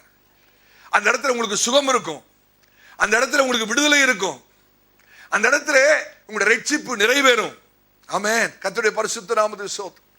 ஒருவேளை நீங்க கேட்கலாம், பாஸ்டர் இப்ப நான் என்ன பண்ணணும் அப்படின்னு ஒருவேளை கேட்டீங்கன்னா, நீங்க என்ன பண்ணணும்? கர்த்தரிடத்துல ஜெபிக்கணும். கர்த்தரிடத்துல ஜெபிச்சு, ஆண்டவரே நான் இருக்கிற இடம் சரிதானா, நான் இருக்கிற இடத்துல நீ பிரியமா இருக்கிறீரா என்று சொல்லி ஆண்டவரிடத்துல நீங்க கேளுங்க. கர்த்தர் கண்டிப்பா உங்களோடு பேசுவார். ஹல்லேலூயா. நீங்க உண்மையாக இருதயத்தின் ஆழத்திலிருந்து கேட்பிருந்தால் கர்த்தருக்கு பிரியமான இடத்துல கர்த்தர் உங்களை கொண்டு வருவார். கர்த்தருடைய பரிசுத்த நாமத்துக்கு ஸ்தோத்திரம். கர்த்தருக்கு பிரியமான இடத்திலே நாம் இருக்கும் போதுதான் நம்முடைய ஜெபத்துக்கு பதில் வரும். கர்த்தருக்கு பிரியமில்லாத இடத்துல நாம் இருந்து கொண்டு நாம் என்னதான் ஜெபிச்சாலும் நம்முடைய ஜெபத்துக்கு பதிலே வராது. கர்த்தருடைய பரிசுத்த நாமத்துக்கு உதாரணத்துக்கு சொல்லுகிறேன். நீங்கள் எல்லாம் கர்த்தருடைய பிள்ளைகள், ரட்சிக்கப்பட்டவர்கள், ஞானஸ்தானம் எடுத்தவர்கள், அபிஷேகம் பெற்றவர்கள். நீங்கள் விக்கிரகம் நிறைந்த ஒரு இடத்துல ஒரு வீட்டில் இருப்பீர்கள் என்றால், நல்ல கவனிங்க விசுவாசிகள், நீங்க இருக்கிற வீட்டில் விக்கிரகம் இருக்குது, நீங்க வச்சு இல்ல, ஆனா உங்களுடைய வீட்டார் வைத்திருக்கிறார்கள். கர்த்தருக்கு பிரியமான இடமா இருக்குமா? அது உங்களுடைய வீடு கர்த்தருக்கு பிரியமான இடமா இருக்குமா? கண்டிப்பா இருக்காது. அப்ப என்ன செய்யணும்? உங்களுடைய வீட்டில் இருக்கிற விக்கிரகங்களை அகற்ற வேணும். அகற்ற வேணும். மனுஷனை பிரியப்படுத்தக்கூடாது. விக்கிரகங்களை அகற்ற வேணும். ஒருவேளை நீங்க சொல்லுவீங்க, பாஸ்டர் நானே அவர்களோடு கூட ஒண்டிட்டு இருக்கிறேன், அவர்கள் தான் விக்கிரகத்தெல்லாம் வச்சிருக்கிறாங்க, விக்கிரகத்தை நான் எடுத்து போட்டா என்ன தூக்கி வெளியே போட்டுருவாங்க. முடிஞ்சா விக்கிரகத்தை அகற்றுங்க, முடியலையா அந்த இடத்தை விட்டு வெளியே வாங்க. ஆவியானவர் யார் இடத்துல பேசுறார் எனக்கு தெரியாது. கர்த்தர் சொல்கிறார், நான் விரும்புகிற ஸ்தலத்திலே நீ இருப்பாயானால் நான் உன்னை ஆசீர்வதிப்பேன். நீ கல்தேர் தேசத்தில் இருக்கும் போது நான் உன்னை ஆசீர்வதிக்க முடியாது, நான் உன்னோடு கூட பேச முடியாது, என்னுடைய திட்டத்தை உனக்கு வெளிப்படுத்த முடியாது. நீ கல்தேர் தேசத்தை விட்டு வெளியே வா, நான் உன்னை ஆசீர்வதிக்கிறேன் என்று சொல்லி ஆபிரகாம் இடத்துல சொன்ன தேவன் இன்னைக்கு கர்த்தர் உங்களிடத்தில் பேசுகிறார். ஒருவேளை விக்கிரகம் நிறைந்த ஒரு வீட்டில் நீங்க இருப்பீங்க என்றால் கூடுமானால் விக்கிரகத்தை அகற்றுங்க. இல்ல பாஸ்டர் என்னால முடியாது அப்படின்னா அந்த இடத்தை விட்டு நீங்க வெளியே வாங்க. அதுவும் முடியாது அப்படின்னா உபவாசம் போடுங்க. உபவாசம் போட்டு, ஆண்டவரே இந்த விக்கிர ஸ்தலத்திலே நீர் விரும்பாத ஸ்தலத்தில் நான் இருந்து கொண்டிருக்கிறேன், எனக்கு தயவாக ஒரு வழிவாசலை திறந்து என்னை எப்படியாவது வெளியே கொண்டு வாரும் என்று சொல்லி நீங்கள் உபவாசித்து உண்மையாய் கருத்தாய் ஜெபிப்பீர்கள் என்றால் கர்த்தர் உங்களுடைய ஜெபத்தை கேட்டு கர்த்தர் அற்புதமாய் உங்களை வெளியே கொண்டு வருவார். ஆபிரகாமையும் சாராவையும் கொண்டு வந்த தேவன் உங்களை கொண்டு வர அவர் வல்லமை உள்ளவராய் இருக்கிறார். ஆபிரகாம் தெளிவா சொல்றார், நீ உன் இடத்தாரை விட்டு, உன் தேசத்தை விட்டு, உன் தகப்பனாரை விட்டு நீ வெளியே வா, நான் காண்பிக்கிற தேசத்துக்கு போ, நான் காண்பிக்கிற தேசத்துக்கு போ. ஆமென். இன்னைக்கு கர்த்தர் உங்களோடு கூட பேசுகிறார். ஒருவேளை நீங்கள் இருக்கிற இடத்தை மாற்ற வேண்டுமானாலும் நீங்கள் மாற்ற தீர்மானியுங்கள். கர்த்தருடைய சமூகத்திலே காத்திருந்து கர்த்தருடைய சித்தத்தின்படி செய்யுங்கள். கர்த்தர் உங்களை மெய்யாகவே ஆசீர்வதிப்பார். ஒரு சம்பவத்தை என்னால் மறக்க முடியாது. ஊழியத்தை ஆரம்பித்த அந்த நாட்களிலே நாங்கள் அசோக் கம்யூனி என்ற ஒரு இடத்துல ஒரு வீட்டில், வாடகை வீட்டில் இருந்தோம். அவர் ஓனர் ரொம்ப ரொம்ப நல்லவர்கள், இந்துக்கள் தான், ஆனால் ரொம்ப நல்லவர்கள். எங்களை அதிகமாக கனப்படுத்தி வைத்தார்கள். ஒரு நாள் அதிகாலையில் நான் அதிகாலை ஆராதனைக்காக வீட்டை விட்டு வெளியே வரேன். அன்னைக்கு ஒரு இந்து ஃபெஸ்டிவல், அது பொங்கலை கொண்டாடுகிறார்கள். வாசல் பூரா அவங்க சட்டி பானையை வச்சுக்கிட்டு பொங்கல் காய்ச்சிட்டு இருக்கிறாங்க. அதிகாலையில் 5 மணிக்கு. நான் அப்பதான் என் வீட்டை விட்டு வெளியே வரேன். அப்போ ரொம்ப துக்கமாயிடுச்சு. அதுதான் எங்களுடைய வீட்டு வாசல் கூட. அந்த இடத்துல கர்த்தர் அறிவார். அந்த வெளியே வரும்போதே ஆண்டவரத்துல கண்ணீரோட ஜெபிச்சேன், ஆண்டவரே போதும், இனிமேல் எங்களை இந்த இடத்துல வைக்காதீங்க ஆண்டவரே, இது உமக்கு பிரியமான ஸ்தலமாய் ஒரு நாளும் இருக்க முடியாது, நீர் விரும்புகிற ஒரு ஸ்தலத்துக்கு எங்களை கொண்டு போங்க ஆண்டவரே என்று சொல்லி ஊக்கமாய் ஜெபித்தேன். கர்த்தர் 3 மாதத்துக்குள்ளே கர்த்தர் பதில் அளித்து கர்த்தர் ஒரு நல்ல விடுதலையான ஒரு வீட்டுக்கு கர்த்தர் எங்களை கொண்டு வந்தார். கர்த்தருடைய பரிசுத்த நாமத்துக்கு மகிமை உண்டாவதாக. இப்படி நீங்க உண்மையா ஊக்கமா ஜெபிப்பீங்க என்றால் கர்த்தர் கண்டிப்பா இந்த ஜெபத்துக்கு பதில் தருவார். உங்களை விக்கிரங்களை விட்டு வெளியே கர்த்தரே கொண்டு வருவார். கர்த்தர் இடத்திலே கரிசனை உள்ளவராய் இருக்கிறார். இடத்தை அவர் தெரிந்து கொள்கிற தேவன். இடத்தை நான் தெரிந்து கொள்ளக்கூடாது, எனக்காக கர்த்தர் என்னுடைய இடத்தை தெரிந்து கொள்ள வேண்டும். ஆமென். அதுலதான் ஆசீர்வாதம் இருக்கு. சங்கீதம் 1ஆம் அதிகாரம் 1வது வசனத்துல என்ன இருக்கு? துன்மார்க்கருடைய ஆலோசனையில் நடவாமலும். அப்படின்னா அந்த இடத்துல ஒரு உங்களால இடத்தை பார்க்க முடியுதா?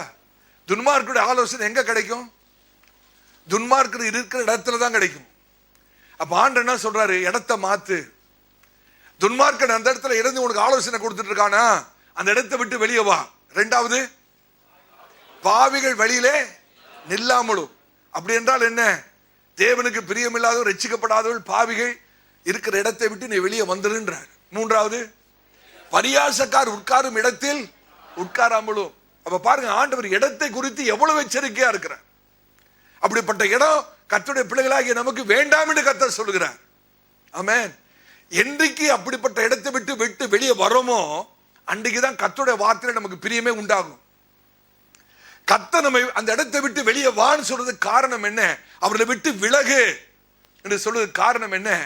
அவர்களோடு கூட அவருடைய ஆலோசனையை கேட்டு அவருடைய வழியில நின்று பரியாசக்கார் உட்காரும் இடத்துல நம்மளும் உட்காரும் போது கர்த்தருடைய வார்த்தையில நமக்கு வாஞ்சை தாகம் வரவே வராது. இன்னைக்கு அநேகருக்கு கர்த்தருடைய வார்த்தையில தாகம் இல்லாத காரணம் அவர்கள் இருக்கிற இடம் தவறான இடம். அதனாலதான் கர்த்தருடைய வார்த்தையில தாகம் இல்லாமல் இருக்கிறது. கர்த்தர் சொல்ற, அப்படிப்பட்ட இடத்தை விட்டு வெளியே வா, அப்படிப்பட்ட இடத்துல உட்காராதே. பரியாசம் எங்க உட்கார்ந்து பரியாசம் பண்ணிட்டு இருக்காங்களா, கேலி கிண்டல் பண்ணிட்டு இருக்காங்களா? அந்த இடத்துல கர்த்தருடைய பிள்ளைக்கு என்ன வேலை? அந்த இடத்துல நமக்கு வேலையே கிடையாது. ஆகவேதான் அடிக்கடியாய் சகோதர இடத்துல சொல்லுகிறது, இது கர்த்தருடைய ஸ்தலம், பரிசுத்த ஸ்தலம். அனாவசியமாக ஒரு வார்த்தை கூட இந்த இடத்துல பரிமாறப்படக்கூடாது, பேசக்கூடாது. நீங்க ஆராதனைக்கு வருகிறீர்கள், போகிறீர்கள், இந்த கீழே வராண்டால கூட அனாவசியமான ஒரு வார்த்தையோ, ஜோக் அடிக்கிறது, கிண்டல் பண்றது, சிரிக்கிறது, இதெல்லாம் ஆகாத காரியம். இது கர்த்தருடைய ஸ்தலம், இது கர்த்தருடைய பரிசுத்த ஸ்தலம். ஆமென். கர்த்தர் துக்கப்படக்கூடாது. அவருடைய ஸ்தலத்திலே கர்த்தர் துக்கப்படுகிற மாதிரி நம்ம ஒன்றையும் செய்துவிடக்கூடாது. ஆமென். கர்த்தர் துக்கப்படுவாரானால் இந்த ஸ்தலம் ஆசீர்வதிக்கப்பட முடியாதே. ஆமென். கர்த்தர் சொல்கிறார், அப்படிப்பட்ட ஸ்தலத்திலே நீ பரியாசக்கார் உட்காரும் இடத்துல உட்காராதே. கர்த்தர் யாரோட இந்த காலவெளியில பேசுகிறார். நீ பரியாசக்கார் உட்காரும் இடத்துல உட்கார்கிற அப்படின்னால்தான் உன்னுடைய ஜெபத்துக்கு பதில் இன்னும் கிடைக்கவில்லை என்று கர்த்தர் சொல்கிறார். நீ அப்படி பரியாச பண்ணுறோடு கூட உட்கார்ந்து கொண்டிருக்கிற அப்படின்னால்தான் உன்னுடைய காணிக்கையை நான் அங்கீகரிக்கவில்லை என்று கர்த்தர் சொல்கிறார். உனக்கு இன்னும் சுகம் கிடைக்கவில்லை என்று கர்த்தர் சொல்கிறார். கர்த்தர் நம்முடைய இடத்தை குறித்து அதிக எச்சரிக்கை உள்ளவராக இருக்கிறார். அருமையான சபையாரே, நாம் இருக்கிற இடம் எப்படிப்பட்ட இடம்? நாம் அதாவது அவிசுவாச வார்த்தைகளை பேசுறவர்களோடு நம்மளுக்கு ஐக்கியமே கிடையாது. அபபக்தி ஆனவர்களோடு கூட நம்மளுக்கு ஐக்கியம் கிடையாது. அல்லேலூயா. விக்கிர ஆராதனை செய்கிறவர்களோடு கூட நமக்கு ஐக்கியம் கிடையாது. நாம் கர்த்தருடைய பிள்ளைகள், வேறு பிரிக்கப்பட்டவர்கள். ஆண்டவர் சொல்கிறார், அப்படிப்பட்ட காரியங்களை விட்டு விலகி வா, உன்னை பிரித்து கொண்டு நீ வெளியே வா, அப்பொழுது நான் உனக்கு தகப்பனாய் இருப்பேன், நீ என்னுடைய குமாரனும் குமாரத்தியுமாய் இருப்பாய். ஆமென். கர்த்தருடைய பரிசுத்த நாமத்துக்கு ஸ்தோத்திரம். எனக்கு ஞாபகம் இருக்கிறது, சில மாதங்களுக்கு முன்பாக ஒரு சகோதரர், நல்ல விசுவாசி தான், ஒரு இடத்துல கேட்டாரு, பாஸ்டர், என்னுடைய சொந்த ரொம்ப நெருங்கின உறவினர், அவருடைய திருமணம் இருக்கிறது, அதை கேத்தலிக் சர்ச்சில் வச்சு திருமணத்தை நடத்த போறாங்க, நான் போகாம இருக்கவே முடியாது பாஸ்டர், கண்டிப்பா போய் தான் ஆகணும், நீங்க என்ன சொல்றீங்க?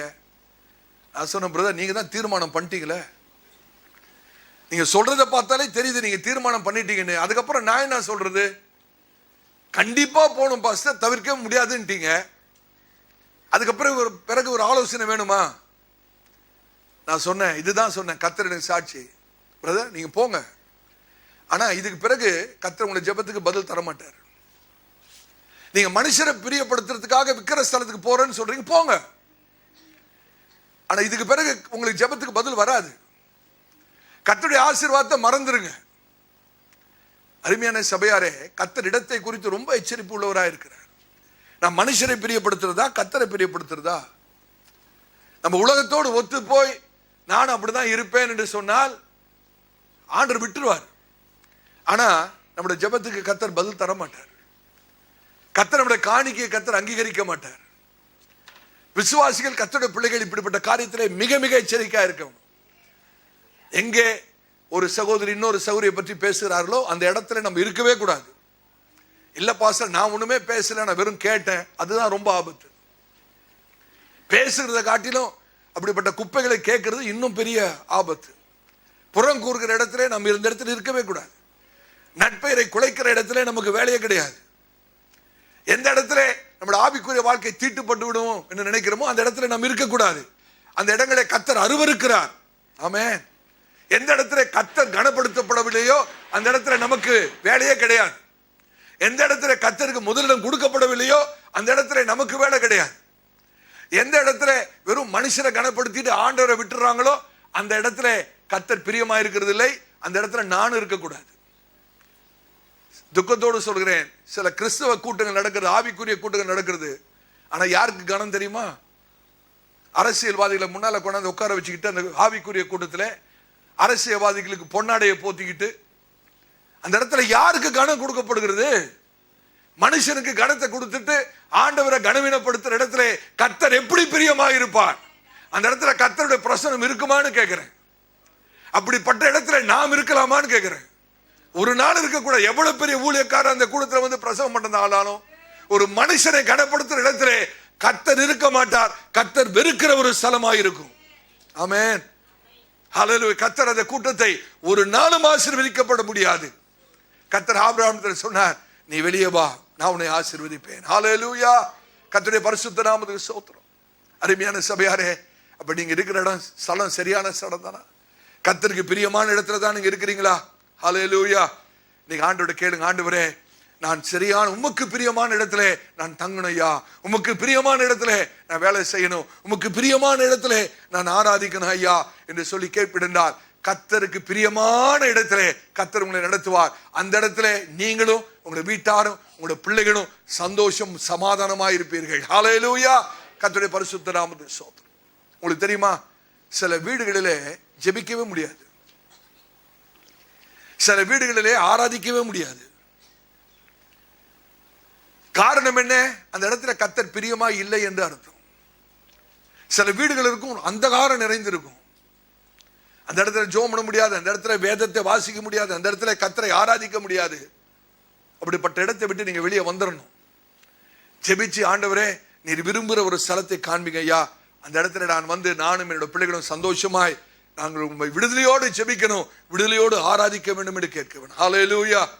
எனக்கென்று தெரிந்தெடுத்திருக்கிற ஒரு நல்ல இடத்தை கர்த்தர் எனக்கு காண்பிங்க என்று சொல்ல வேணும். ஆமென். இஸ்ரவேல் ஜனங்களுக்கு God showed, இஸ்ரவேல் ஜனங்களுக்கு கர்த்தர் கானான் தேசத்தை காண்பித்தாரே. இஸ்ரவேல் ஜனங்களுக்கு என்று கர்த்தர் ஒரு இடத்தை கர்த்தர் குறித்து வைத்தார். ஆமென். ஆகாருக்கு கர்த்தர் ஒரு இடத்தை காண்பித்தார், ஆபிரகாமுக்கு கர்த்தர் ஒரு இடத்தை காண்பித்தார். கர்த்தர் நமக்கு காண்பிப்பாரா? காண்பிக்க மாட்டாரா?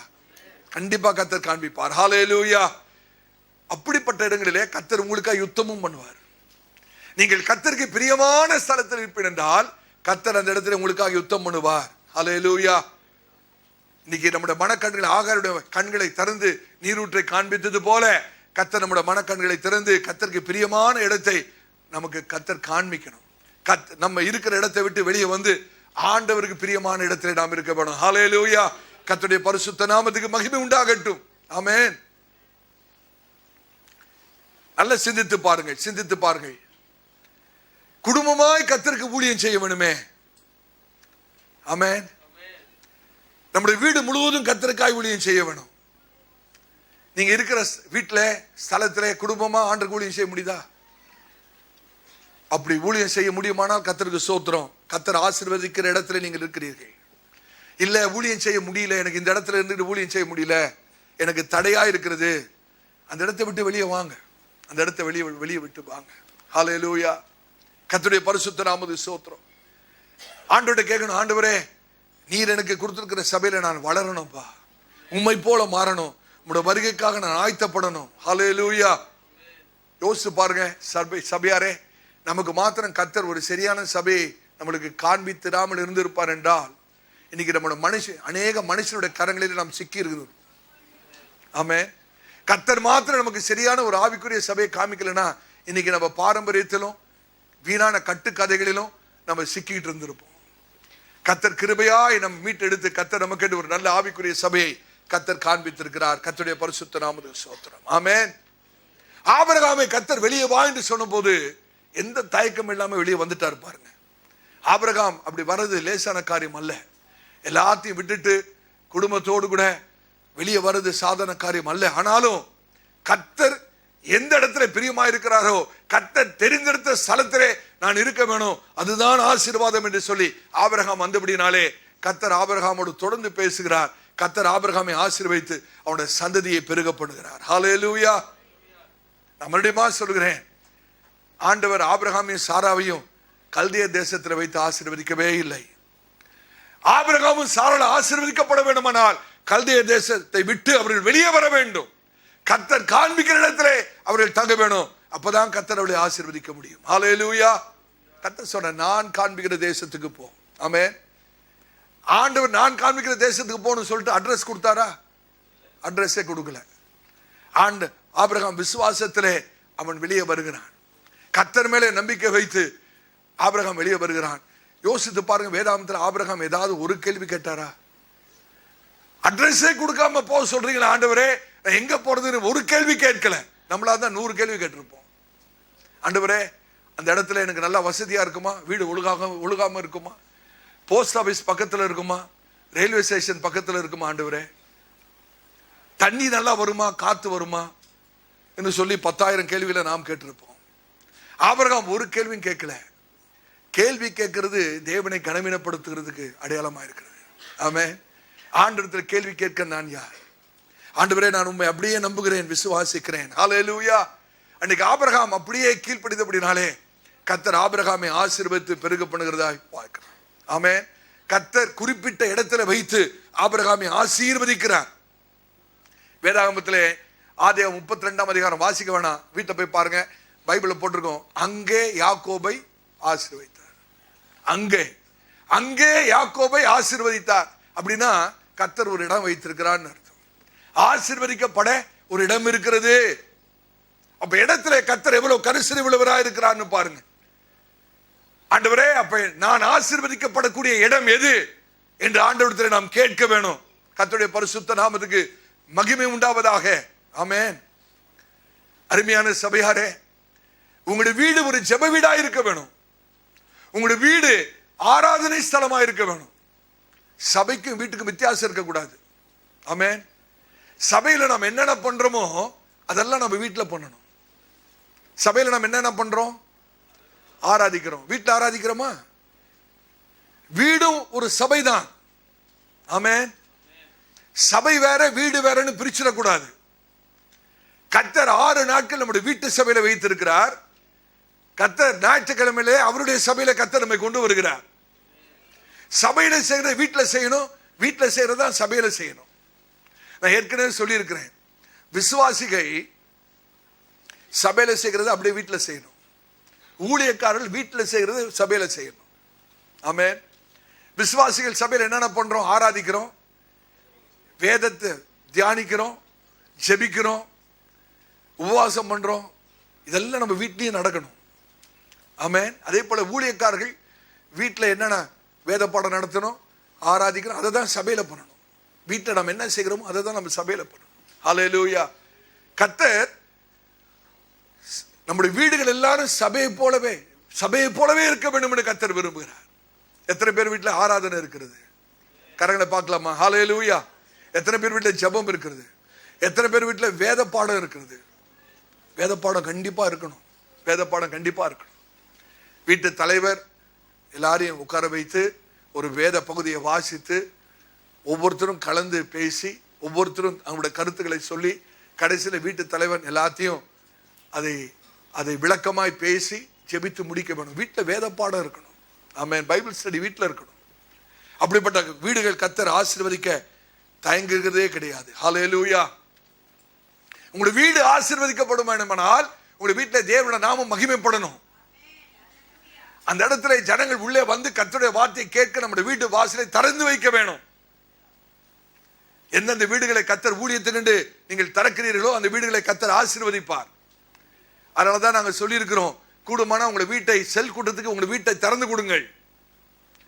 மற்றவர்கள் வந்து கர்த்தருடைய வார்த்தையை கேட்கட்டும். கர்த்தர் உங்களுடைய வீட்டை கண்மனையில் வைத்த ஒரு வெளிச்சம் போல கர்த்தர் உங்களை வீட்டை வைப்பார். விளக்கை ஹல்லேலூயா விளக்கை போல கர்த்தர் உங்களை வீட்டை வைப்பார். அநேகர் உங்களை வீட்டுக்குள்ள வரட்டும், கர்த்தருடைய சத்தியத்தை கேட்கட்டும், சுவிசேஷத்தை கேட்கட்டும். உங்களுடைய வீடுகளை ஊழியத்துக்கு கர்த்தருக்கு திறந்து கொடுங்கள். கர்த்தர் உங்களுடைய வீட்டை ஆசீர்வதிப்பார். கர்த்தர் உங்களுடைய வீட்டில் பிரியமாய் இருப்பார். ஆமென். புறஜாதிகள் சொல்லணும், உங்களுடைய வீட்டில் ஒரு 5 நிமிஷம் வந்து உட்கார்ந்தா எங்களுக்கு ரொம்ப நிம்மதியா இருக்கிறது, சமாதானமா இருக்கிறது, ஆசீர்வாதமா இருக்கிறது என்று சொல்ல வேணும். ஒரு காரியத்தை கர்த்தரோட நான் மகிமைக்காய் சொல்கிறேன். நம்ம ஐசிஐசிஐ பேங்க் ஒரு மேனேஜர், இப்போ அவர்கள் இல்லை, அவர் டிரான்ஸ்ஃபர் ஆகி போய்விட்டார்கள். அவர் ஒரு நாள் எங்கள் வீட்டுக்கு வந்தாங்க. உட்காந்து ஒரு 10 நிமிஷம் பேசி கொண்டிருந்தோம். அப்படியே அந்த பேச்சு கொஞ்சம் கொஞ்சமாக ஆவிக்குரிய பேச்சாக மாறினது. ஆண்டவரை பற்றி கொஞ்சம் சில காரியங்களை நான் சொன்னேன். 10 நிமிஷம் கழிச்சு அவர் சொன்ன ஒரு வார்த்தை, பாஸ்டர் இங்கேயே இருந்துடலாம் போல இருக்கு, எனக்கு அவ்வளோ ஒரு சமாதானமாக இருக்குன்னு. ரொம்ப ஆச்சரியமாக இருந்தது. ஹல்லேலூயா. ஏனென்றால் கர்த்தருடைய பிரசனம் இருக்குமானால் அந்த வீட்டுக்குள்ள யார் வந்தாலும் கர்த்தர் அவளை ஆசீர்வதிப்பார். யார் அந்த இடத்துல வந்தாலும் சமாதானத்தை உணர. நம்மள சொல்ல முடியுமா? அக்கம் பக்கத்தில் இருக்கிற நம்ம வீட்டுக்குள்ள வந்து சமாதானத்தை உணர வேணும். உங்களோட வீட்டுக்குள்ள வந்தாலே ஒரு சமாதானம் இருக்கிறது, உங்களோட வீட்டுக்குள்ள வந்தாலே எங்களுக்கு ஒரு நிம்மதி இருக்கிறது என்று அவர்கள் சொல்ல வேணும். அந்த இடத்தை கர்த்தருக்கு ஒரு பிரியமான இடமாய், ஒரு ஸ்தலமாய் மாற்றுவது நம்முடைய கடமையாய் இருக்கிறது. ஆமென். யோசித்து பாருங்க, ஆண்டவர் சோதம் குமாராவிலே பிரியமாய் இல்லை. சோதம் குமாரா என்ற இடத்திலே கர்த்தர் பிரியமாய் இல்லை. ஆகவே லோத்தை அந்த சோதம் குமாரா விட்டு வெளியே வர சொல்லுகிறார். ஆண்டவர் சொல்றார், அந்த இடம் எனக்கு வேண்டான்றார், அந்த இடம் எனக்கு பிரியமில்லை என்று சொல்லுகிறார். ஆனால் லோத்து ஒரு நீதிமான். தேவனுக்கு என்று அவருடைய இருதயத்திலே இடம் இருந்தது. ஆனால் தேவனுக்கு அந்த இடத்தை குறித்து விருப்பம் இல்லை. தேவன் அந்த இடத்தை அழிக்க விரும்புகிறார். லோத் இருக்கிற வரைக்கும் தேவன் அந்த இடத்தை அழிக்க முடியாது என்று சொல்லி தேவதூதை அனுப்பி லோத்தை வெளியே கொண்டு வரும்படியாய் சொல்கிறார். ஆனால் லோத்துக்கு அந்த இடத்தை விட்டு வர மனதில்லாமல் இருக்கிறது. ஆனா ஆபிரகாம் அப்படி இல்லை. அந்த இடத்தை விட்டு வெளியே வாப்பான்னு சொன்னவனே ஆபிரகாம் வெளியே வந்து விட்டார். ஆனால் லோத்து இப்பொழுது தயங்குறார். அந்த இடத்தை விட்டு வெளியே அவருக்கு மனசு இல்லை. ஆண்டவர் லோத்தை பார்த்து சொல்லுகிறார், உன் ஜீவன் தப்ப இந்த மலைக்கு ஓடிப்போ, பின்னிட்டு பாராதே, இந்த சமபூமியில எங்குமே நில்லாதே என்று கர்த்தர் சொல்லுகிறார். நீ திரும்பி பார்த்தினா உப்பு தூண் ஆகிற உன் மனைவியை தான் பார்ப்பேன், அதனால திரும்பியே பார்க்காத, திரும்பி பார்க்காம ஓடுன்றார். ஆமென். ஆனால் லோத்து சொன்ன காரியம் என்ன? ஆண்டவரே எனக்கு மலைக்கு போக முடியாது. அப்படியல்ல ஆண்டவரே, இங்க பக்கத்துல ஒரு சின்ன தேசம் இருக்கு, பேர் என்ன? சோவார். பக்கத்துல ஒரு சின்ன இடம் இருக்கு ஆண்டவரே, அங்க போய் இருக்கிறேன். நல்லா கவனித்து பாருங்க,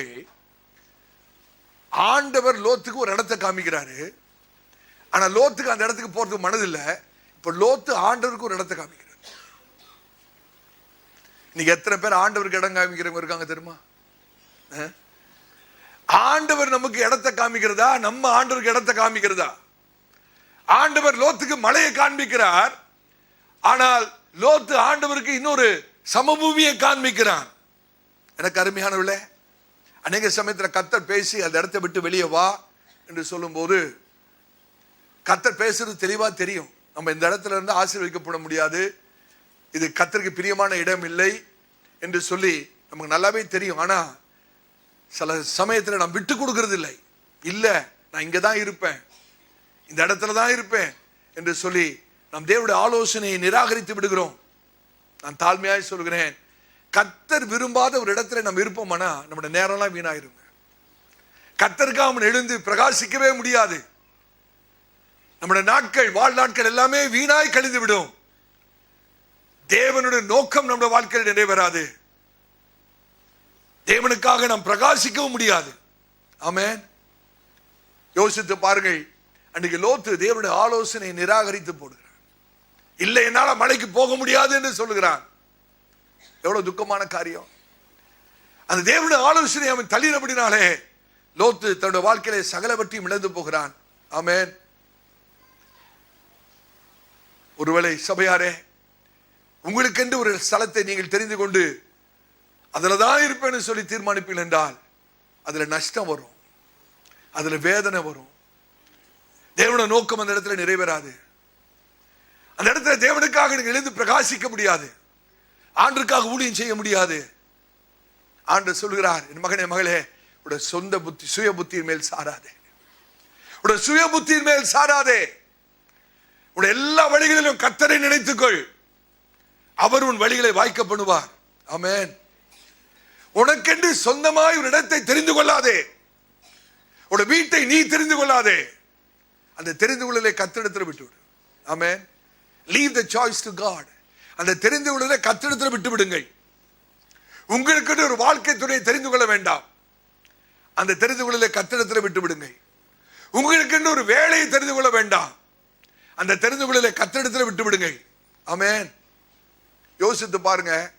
இன்னைக்கு சபையா நம்ம பெரம்பூர்ல இருக்கிறோம். காரணம் என்ன? நாங்க எங்கேயோ இருந்தோம். நாங்க கல்கட்டால இருந்தோம். எனக்கும் என்னோட மனைவிக்கும் என்ன விருப்பம்னு கேட்டீங்கன்னா, வட இந்தியாவில் ஊழியம் செய்யணும். அதுதான் எங்களோட விருப்பமா இருந்தது. காரணம் என்ன? தென்னிந்தியாவில் நிறைய ஊழியக்காரர்கள், அநேக சபைகள் இருக்கிறது. தென்னிந்தியாவுக்கு போகவே கூடாது. நம்ம ஆண்டுக்காக ஊழியம் செய்யணும், வட இந்தியாவில் தான் ஊழியம் செய்யணும் அப்படின்னு தீர்மானமா இருந்தோம். ஆனால் கர்த்தர் இந்த இடத்தை குறித்து, கர்த்தர் இந்த இடத்தை தெரிந்து கொண்டு, இந்த இடத்தை குறித்து கர்த்தர் இடத்தை திட்டவட்டமாய் பேசுறபடினால்தான் நாங்கள் இந்த இடத்துக்கு வந்தோம். இன்னைக்கு இப்படி ஒரு சபையா இருக்கிறது. ஆமென். கர்த்தர் தெரிந்து கொள்ளும் ஸ்தலம். இந்த இடத்துல வந்தபோது அநேகர் எங்களிடத்துல பலவிதமாய் சொன்னார்கள். அதரியப்படுத்துகிற வார்த்தைகளை சொன்னார்கள். அவங்க என்ன தெரியுமா சொன்னாங்க? இங்க யாருமே ஊழியம் செய்ய முடியாது. பெரம்பூர்ல எவ்வளோ பேர் வந்தாங்க, முயற்சி பண்ணாங்க, செய்ய முடியலன்னு இந்த இடத்தை விட்டு போயிட்டாங்க. நாங்க கூட முயற்சி பண்ணோம், செய்ய முடியல. நீங்க வேற ஏதாவது நல்ல இடமா பார்த்து ஊழியம் செய்யுங்க. நாங்க கர்த்தருடைய நாம மகிமைக்காய் சொல்கிறேன்.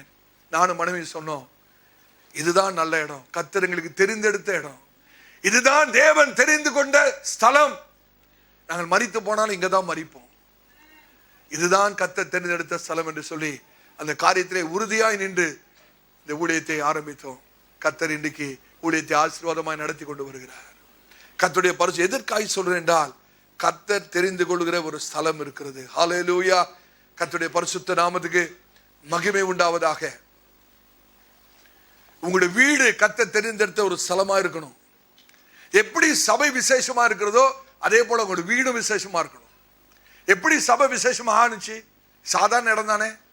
எப்படி சபை விசேஷமான இடமா மாறுது?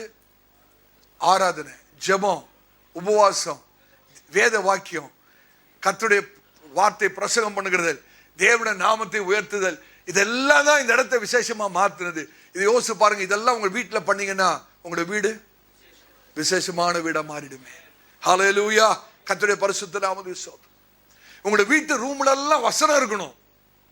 யாராவது உங்க வீட்டை வந்து பார்த்துட்டு வீடு அழகா இருக்க அப்படின்னு சொல்லக்கூடாது.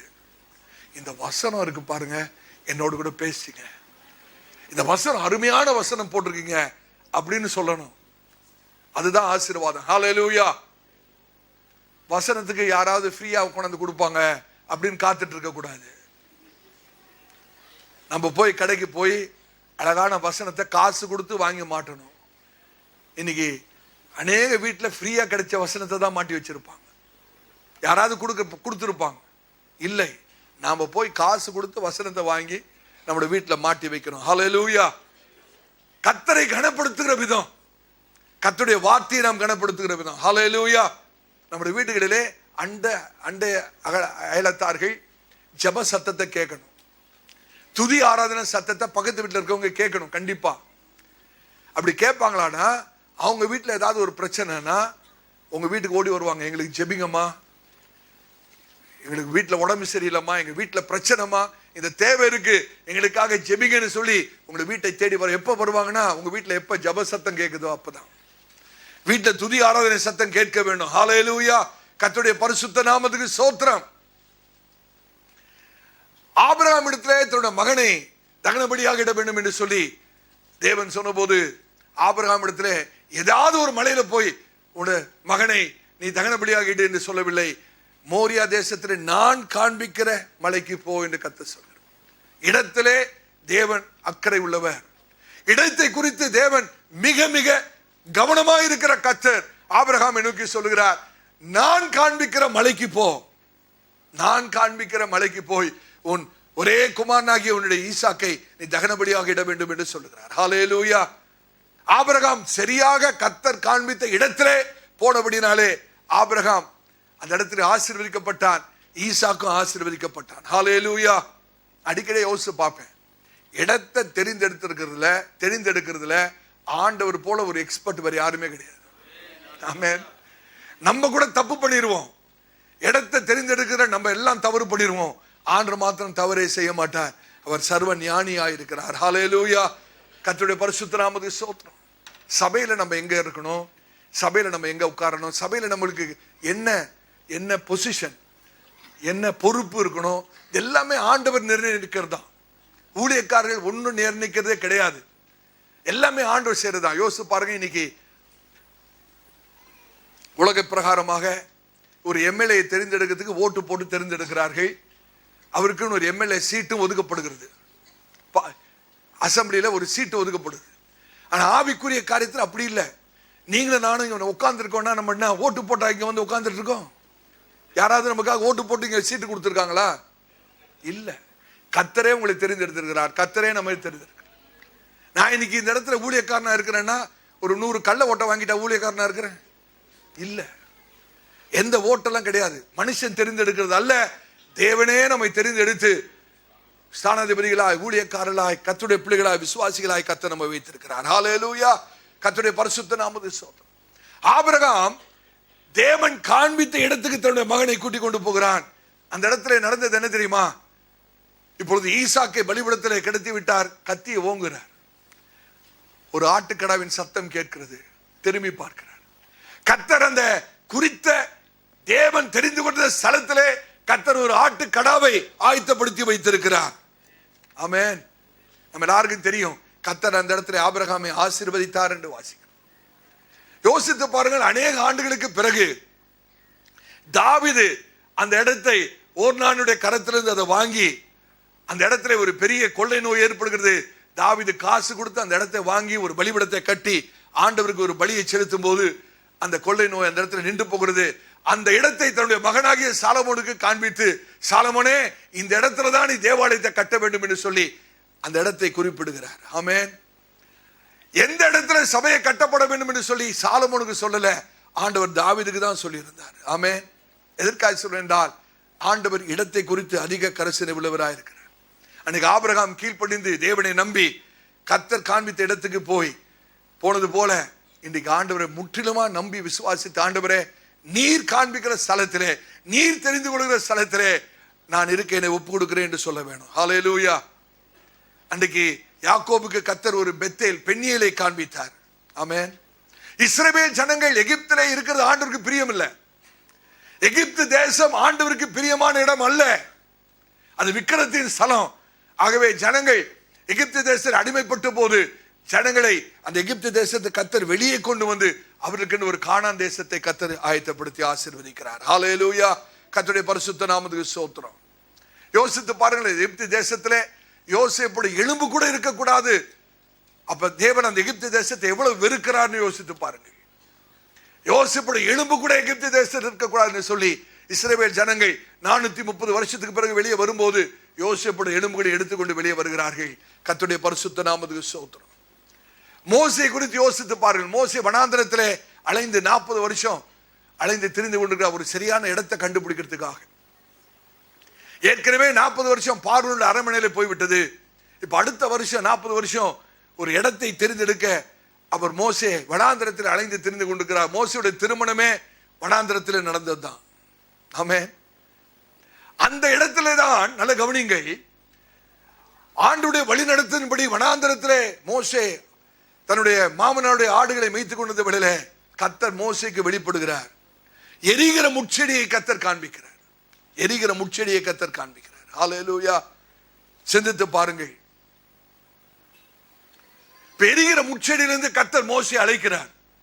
மோசே மோசே என்று அழைக்கிறார். மோசே திரும்பி பார்க்கும்போது அந்த எரிகிற முட்செடி எரிந்து கொண்டிருக்கிறது. ஆனால் அந்த முட்செடி வேகாமல் இருக்கிறது. முட்செடி வேகாமல் இருக்கிறது. அது பார்த்தபோது மோசேக்கு ஒரு பெரிய அதிர்ச்சியம், பெரிய அதிர்ச்சி. யோசித்து பாருங்கள், ஆண்டவர் எங்க இருக்கிறார்? முட்செடிக்குள்ளதான் இருக்கிறார். அந்த முட்செடிக்குள்ளதான் சத்தம் வருது. ஆண்டவர் முட்செடிக்குள்ளதான் இருக்கு. நான் யோசித்து பார்த்தேன், ஏன் ஆண்டவர் முட்செடிக்குள்ள இருக்கிறாரு அப்படின்னு யோசித்து பார்த்தா, நான் என்னோட கற்பனை பைபிள்ல இல்ல, மற்ற இடத்தை பார்த்து இதே பெட்டரா இருக்குன்ற மாதிரி இருக்கு. மற்ற எல்லா பூமியில இருக்கிற மற்ற இடங்களை பார்க்கணும் இது கொஞ்சம் முச்செடியே நல்லா இருக்குது ஆண்டவர் சொல்ற மாதிரி இருக்கு. சில சமயத்தில் நம்முடைய உள்ளம், நம்முடைய இருதயம் முச்செடி மாதிரி தான் இருக்குது. மற்றவங்களை குத்துற மாதிரி பேசுறது. ஆண்டவர் சொல்லுவாரு, அங்க இருக்கிறத பார்த்துட்டு இதே பெட்டரா இருக்குப்பா, இந்த முச்செடியே பெட்டரா இருக்கு. நான் ஒரு கேள்வி கேட்கட்டா? இப்பொழுது முச்செடி எரிந்து கொண்டிருக்கிறது, ஆனால் முச்செடி வேகவில்லை. அந்த அக்கினி முச்செடியை பட்சித்து போடல. என்னைக்காவது ஏன்னு கேள்வி கேட்டிருக்கிறீங்களா? ஏன் ஆண்டவர் அப்படி செய்தார்னு கேள்வி கேட்டிருக்கீங்களா? உங்களால யோசித்து பார்க்க முடிகிறதா? இதை கொஞ்சம் கற்பனை பண்ணி பாருங்க. முச்செடி பற்றி எரிந்து கொண்டிருக்கிறது, ஆனால் முச்செடி வெந்து போகல. அந்த வசனத்தை வாசிங்க. யாத்திராகமம் 3ஆம் அதிகாரம் 2-3 வசனங்கள். அங்கே கர்த்தருடைய தூதனானவர் ஒரு முச்செடியின் நடுவிலிருந்து உண்டான அக்கினி ஜுவாலையிலே நின்று அவனுக்கு தரிசனமானார். அப்பொழுது அவன் உற்று பார்த்தான். முச்செடி அக்கினியால் ஜுவாலித்து எரிந்தும் அது வெந்து போகாமல் இருந்தது. அப்பொழுது மோசே, இந்த முச்செடி வெந்து போகாதிருக்கிறது என்ன? நான் கிட்ட போய் இந்த அற்புத காட்சியை பார்ப்பேன் என்றான். முச்செடி வெந்து போகாமல் இருக்கிறது என்ன? நான் கிட்ட போய் இந்த அற்புதமான காட்சியை பார்ப்பேன் என்று சொல்லி கிட்ட வரும்போது ஆண்டவர் சொல்றாரு, கிட்ட வராதப்பா, இது பரிசுத்த ஸ்தலம். உட காலில் இருக்கிற பாதரட்சியை கழட்டி போடு, நீ நிற்கிற பூமி பரிசுத்த பூமி என்று சொல்லுகிறார். இப்ப நல்ல கவனிக்கிறீங்களா? இன்னும் ஒரு 10 நிமிஷத்தை நான் முடிச்சிருவேன், தயவுசெய்து கவனிங்க. முச்செடி பற்றி எரிந்து கொண்டிருக்கிறது, ஆனால் முச்செடி வெந்து போகவில்லை. காரணம் என்ன? ஏதாவது காரணம் உங்களுக்கு தெரியுமா? கொஞ்சம் யூகித்து சொல்ல முடியுமா? ஏன் முச்செடி வெந்து போகல? தேவன் அதில் இருக்கிறார், தேவனுடைய பிரசன்னம். வேற ஏன் முச்செடி வெந்து போகவில்லை?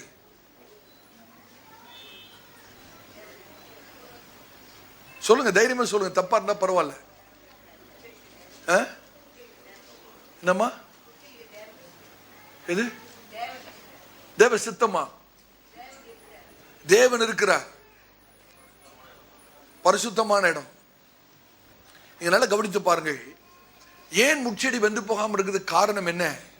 அந்த முட்கள் எதுக்கு அடையாளமா இருக்கு என்றால் சாபத்துக்கு அடையாளமா இருக்கு. முட்கள் எதுக்கு அடையாளமா இருக்கு? சரி, ஏதேன் தோட்டத்தில் முட்கள் இருந்ததா?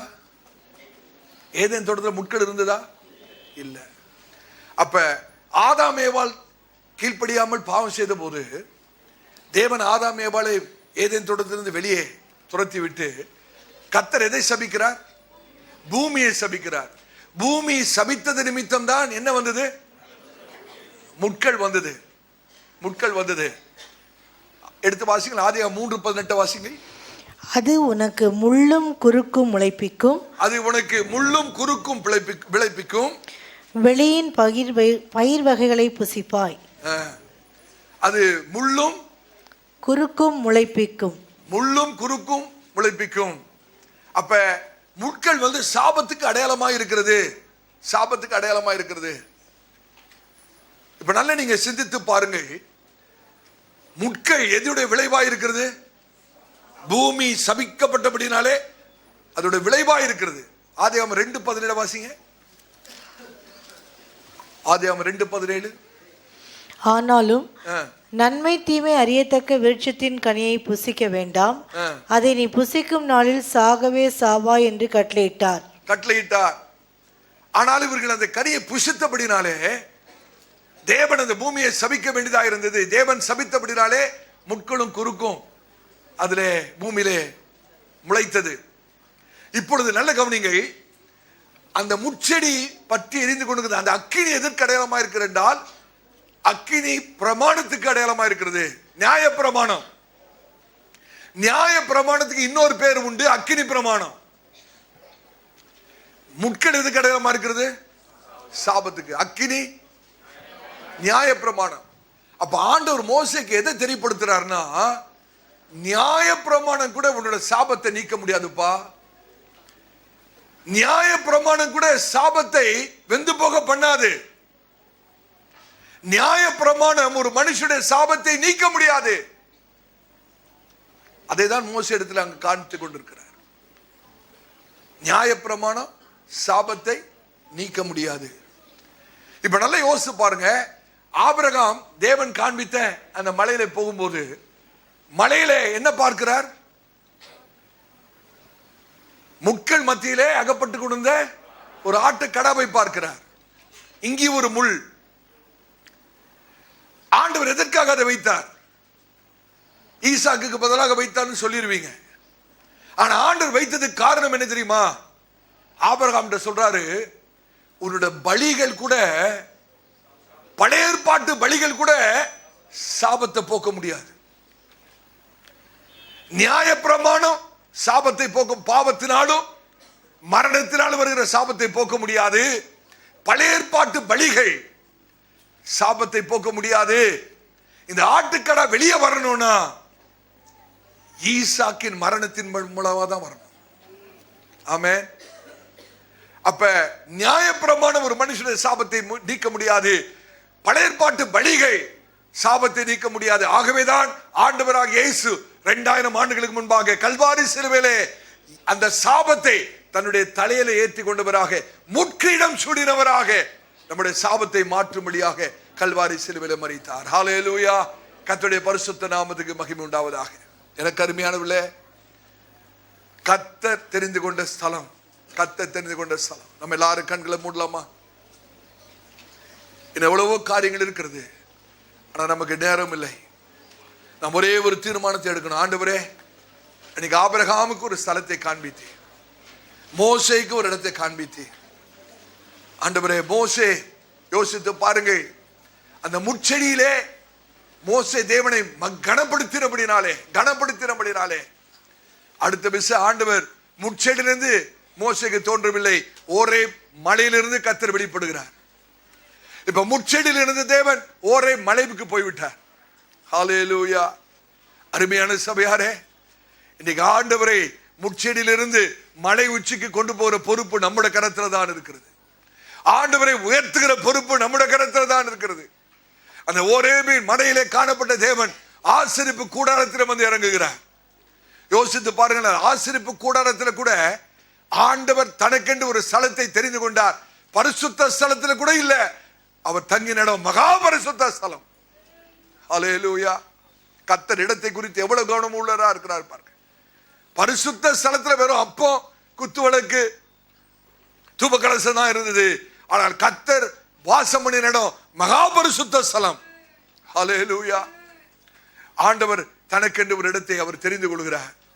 இன்னைக்கு நான் கர்த்தருடைய ஊழியக்காரனாய் உங்களிடத்தில் சொல்ல விரும்புகிற காரியம் என்ன தெரியுமா? கர்த்தர் தெரிந்து கொண்ட ஸ்தலத்துல நாம் வாழ வேணும், குடும்பமாய் வாழ வேணும். கர்த்தர் தெரிந்து கொண்ட ஸ்தலத்திலே நாம் குடும்பமாய் தேவனை ஆராதிக்க வேணும், தேவனை நாம் தொழுது கொள்ள வேணும். ஹல்லேலூயா. தேவனுக்கு பிரியமாய் நடந்து கொள்ள வேணும். கர்த்தருடைய பரிசுத்த நாமத்துக்கு மகிமை உண்டாவதாக. எல்லா கண்களும் மூடி இருப்பதாக. நாம் அப்படி எல்லாரும் எழுந்து நிற்கலாமா? ஒரு நிமிஷம் அப்படி எல்லாரும் எழுந்து நிற்போம். ஹல்லேலூயா, ஹல்லேலூயா, ஹல்லேலூயா, ஹல்லேலூயா. கர்த்தர் இடத்துக்கு முக்கியத்துவம் கொடுக்கிறார். கர்த்தர் இடத்துக்கு முக்கியத்துவம் கொடுக்கிறார். நம்முடைய வீடு பரிசுத்தமா இருக்க வேணும், கர்த்தருக்கு பிரியமான ஒரு ஸ்தலமா இருக்கணும். நம்முடைய சபை கர்த்தருக்கு பிரியமான ஸ்தலமா இருக்கணும், கர்த்தரை பிரியப்படுத்துகிற ஒரு ஸ்தலமா இருக்க வேணும்.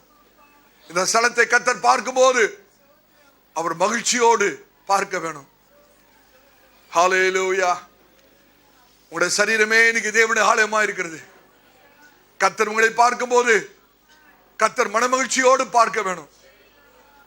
கர்த்தர் நம்ம ஒவ்வொருவரையும் சந்தோஷத்தோடு கூட பார்க்க வேணும். ஹல்லேலூயா, ஹல்லேலூயா. உங்களுடைய வீடு ஆசீர்வாதத்தின் வீடா இருக்கணும், உங்களுடைய வீடு துதியின் வீடா இருக்கணும், உங்களுடைய வீடு ஜெபத்தின் வீடா இருக்கணும், உங்களுடைய வீடு தேவன் தங்கும் வாசஸ்தலமா இருக்கணும்.